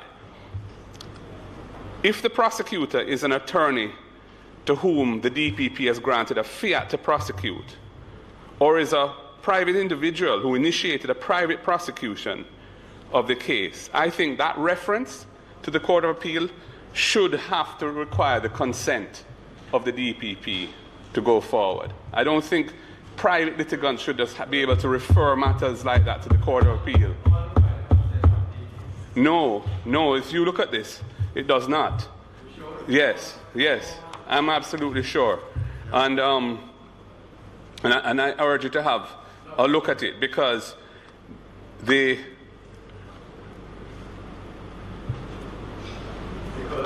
way in which prosecutor is defined in this section is a very wide way in which it's defined in 18A, which I already alluded to. And then it says that the prosecutor can refer a matter to the Court of Appeal, but it doesn't say that you need the DPP's consent to do that. And I just think the idea, since you're really trying to, as it were, have the law restated and clarified for the benefit of the public, I think the DPP should be the private litigant who wants to do that should seek the DPP's consent. Otherwise, you could have, the kind of people, we get emailed all the time by some of these people who are a bit wacky, and I think that they could waste the court's time and they could waste judicial time if they don't need the DPP's consent to do this. When I checked on that, because I thought everyone needed the DPP consent. No, not for the Section 23A references. Okay. Yeah. And so I suggest you look at that. And in the amendment to the Legal Aid Act, which is Clause 6 of the bill, it amends Section 15 of the Legal Aid Act. I think it should be made clear that the prosecutor, as defined there, has the meaning assigned to it in Section 18A of the Judicature Appellate Jurisdiction Act, or 292B of the Judicature Parish Courts Act, because it doesn't say what the prosecutor is in this instance, and I think that expansive definition ought to apply so that the person whose acquittal is being appealed against can get legal aid, regardless of whether it is any one of the 5 categories of prosecutor, just to make it clear that that's what prosecutors intended to mean in that amendment to the Legal Aid Act. The new Section 7 that's being inserted into the Criminal Justice Administration Act by Clause 6.2b, the Director of Corruption Prosecutions and the Director General or other prosecuting officer appointed under Section 19 of the MOCA Act should not require, in my opinion, the DPP's consent before they can proceed. Because, for an application for a retrial under this new Section 7A. I don't think the DPP should be able to stop the Director of Corruption Prosecutions or MOCA invoking the new Section 7A procedure. Those are intended to be independent and autonomous prosecutorial agents, subject only to Section 94 of the Constitution, but not subject to this provision. Sorry. Yeah, I'm nearly finished. Madam Speaker, I beg to move that the member's time be extended by 5 minutes. 10 minutes to allow him to complete. Thank you. Thank you. May it please you, Madam Speaker. The question is that the member's time be extended to allow him to finish his presentation. Go ahead. Thank you very much. I'm nearly finished. So yes, the position of the DPP under Section 94 of the Constitution to end any criminal proceedings is paramount. What I am not happy about is this provision in 7A, which suggests that you need the DPP's consent in order to initiate the process of seeking a retrial, where it is the Director of Corruption Prosecutions or the MOCA prosecutor. I think either of them should be able to invoke this procedure, and the DPP's consent should not be required for that. And I have good reason for saying so. There's a good reason why they're independent prosecutors. No, it's a different section. Mm-hmm. And so, Minister, all of the comments I've made, which were all in relation to the Judicature Appellate Jurisdiction Amendment Bill, all apply in like measure to the Judicature Parish Courts Amendment Bill. They have, the same issues arise in both bills. And the one technical point I would point out to you is that the new Section 292B of the Parish Court Bill, a new subsection needs to be inserted after subsection 5. That is equivalent to the Section 18 Big A subsection 6 in the Appellate Jurisdiction Bill, with the amendments that I propose to that. It seems to have been left out of the Parish Courts Bill. That's the subsection 6 provision as amended. So,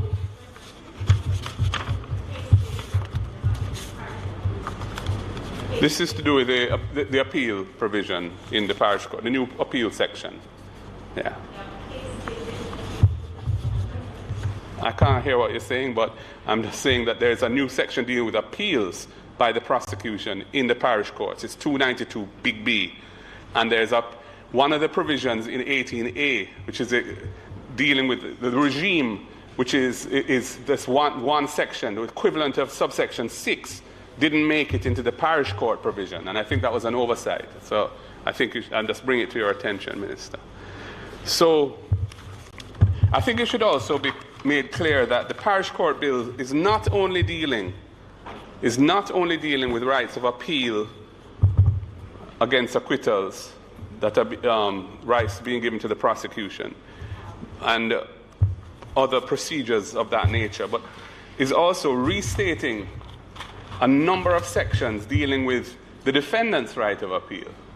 So if you look at it from 293 through to 305, sections 293 right through to sections 305 are all being repealed and replaced. And those all deal with the defendant's right of appeal. And I must confess, I haven't gone back and looked at what the provisions are that are being deleted and what we're replacing them with. But I did read the new ones. And there are a couple of things I want to bring to your attention on that.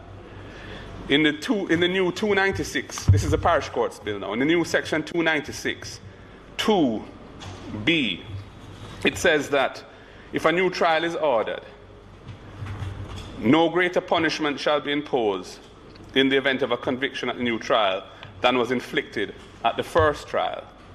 And I was a little perturbed about that, to be honest, because let us say it's a parish court matter, the maximum sentence is 5 years. The person got 3 months, chose to appeal. A retrial was ordered because there was an administration of justice offense or whatever, any other ground that is allowed. What this is saying is that on the retrial, his risk is limited to, he cannot get more than 6 months, even though the offense itself carries up to 5 years. Supposing evidence is brought that suggests that a more stiff sentence is appropriate. I don't understand 2B in the 296. Have a look at that for me, please, Minister. And The other two small points. In 297, subsection 1, I think the last words in paragraph B ought to go back to the margin. The words, to the clerk of courts of the parish. I think those apply to both A and B. Just need to be moved back to margin. That's 297 subsection 1. In 299, in subsection 4 of 299, there's a reference to subsection 2 at the end in subsection 4. It ends with the word subsection 2. I think that's a wrong reference. It should be subsection 1. And then I note the new clause 300 that says that the clerks of the court shall, not later than 14 days after the receipt of the notice of appeal, forward to the registrar of the Court of Appeal the notes of evidence or a copy thereof. 14 days. Well, we all know how that really goes in practice and how long it often takes to compile these notes of evidence. And that is a major source of delay in the system of appeals. So I'm not sure 300 paragraph A, whether you might want to reconsider that, Minister, because it seems unrealistic. And the last point I have to make is section 304 says that no appeal shall be allowed for any error or defect in form or substance appearing in any indictment or information referred to in section 292B2 or 293 where there's been a conviction. I don't think that section should refer to 292B at all. 1 second, 292B is where the prosecution is appealing against an acquittal, whereas 304 is dealing with appeals against conviction. So I don't think the reference to 292B ought to be in 304.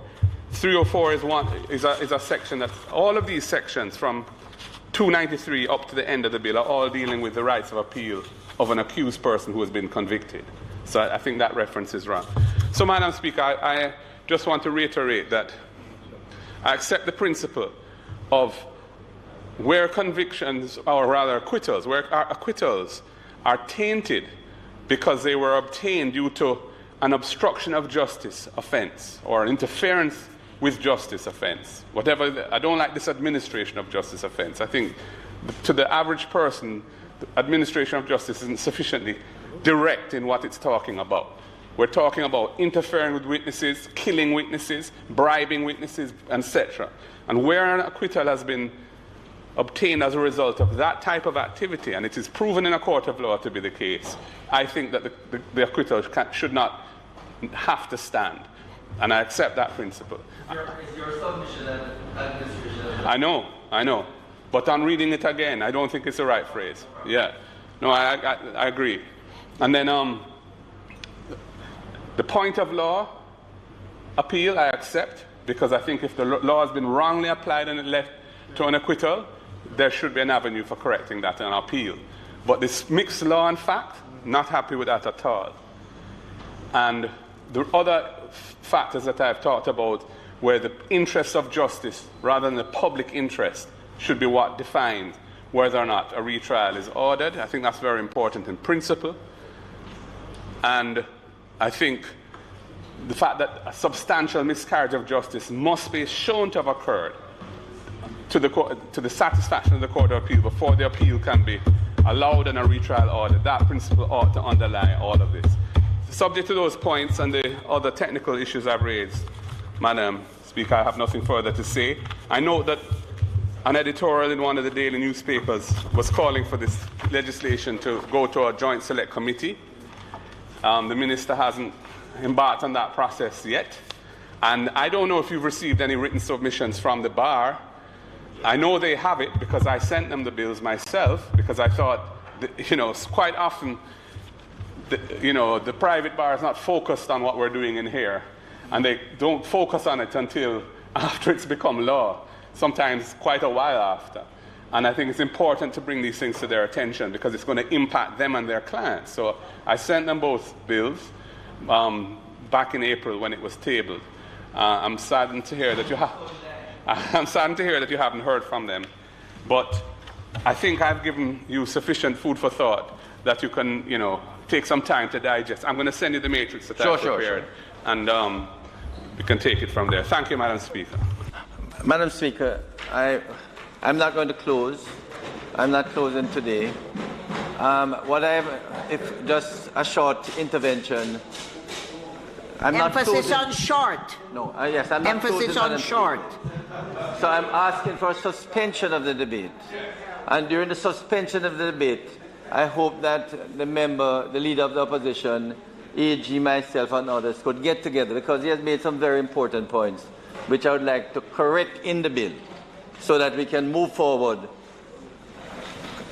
jointly, and pass the bill. So I'll discuss with you immediately after Member Golden. Okay. So as for suspension of the debate. The question, therefore, before the House is that the bill be suspended until a date to be announced. Those in favor? Those against? The ayes have it. The bill is suspended. Madam Speaker, it is not intended to do any further business for the day. I'd ask that you suspend the debate in relation to the sectoral until next Tuesday, the 15th, when it is expected that the leader of the House will close the debate and other matters related to this honorable House will be dealt with. Sorry, Mr. House Leader, I don't know if this is appropriate, and I apologize if it's not. That we had and I think the minister alluded to it or mentioned it in her presentation, but the House as a whole hasn't really had a chance to speak to it or to acknowledge it. We had a situation this week in which our sprint champion, Shelley-Ann Fraser-Pryce, ran what is the second fastest time ever recorded and is a national record. Yeah, but I think the House has to take cognizance of it, and because it is well recognized. It is well recognized that the fastest time, which was set in the 1980s, was at a time when the existing rules, etc., and approach to it wasn't as vigilant as it is now. I'm going to say more than that. So I think it could well be said that this time of 10.63 that was run, the fastest time any Jamaican woman has ever run the 100 meters, and indeed may well be the fastest time, legal time in history, and we have parliamentary privilege in here, so we can say things like that. I think we ought to note it, Madam Speaker, because it is an absolutely tremendous performance. This is an athlete who has had a baby and come back from having her first child, and is running a time which she has never, no one, maybe, no normal human being. Well, so it is really a fantastic achievement, and I'm sure everyone in here will join in that sentiment and say to Shelley-Ann Fraser-Pryce, you have made the nation proud. We love you, we thank you, and we wish you continuing success and glory on behalf of the Jamaican people. Thank you, ma'am. Madam Speaker, I think that the member has correctly on the motion of adjournment sought to deal with this matter. However, I think it is fair that the member should recall that the minister in her speech made a fulsome reference to this and congratulated Shelley-Ann Fraser-Pryce on behalf of the government and people of Jamaica, and I think that should stand substantially as a record of Hansard that the minister, on behalf of the government and people of Jamaica, congratulated Shelley-Ann Fraser on her record-breaking performance. May it please you, Madam Speaker, the motion of the adjournment. Yeah, no. Oh. Madam Speaker, well, in this instance. This is constituent. Yes, absolutely, yes. And so, Madam Speaker, it wasn't lost on me that the House, first of all, I acknowledge the minister when the minister made the announcement in the House.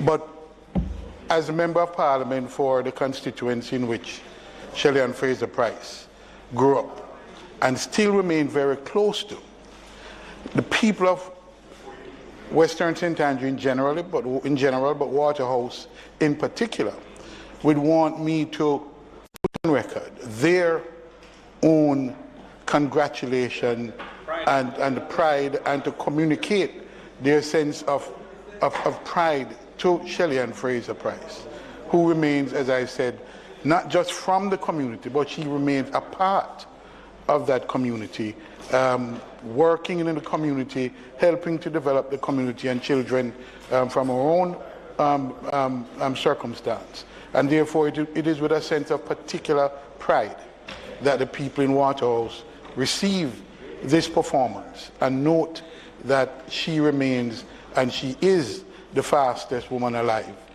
in the world. And so we want to put that on record and to congratulate her.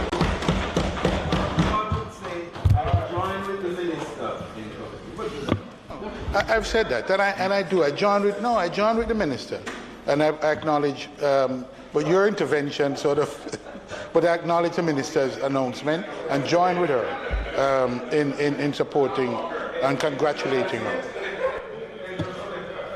Madam Speaker, I'm happy that the opposition has joined with me in congratulating the fastest woman in the world, a Jamaican who has made Jamaica so very proud.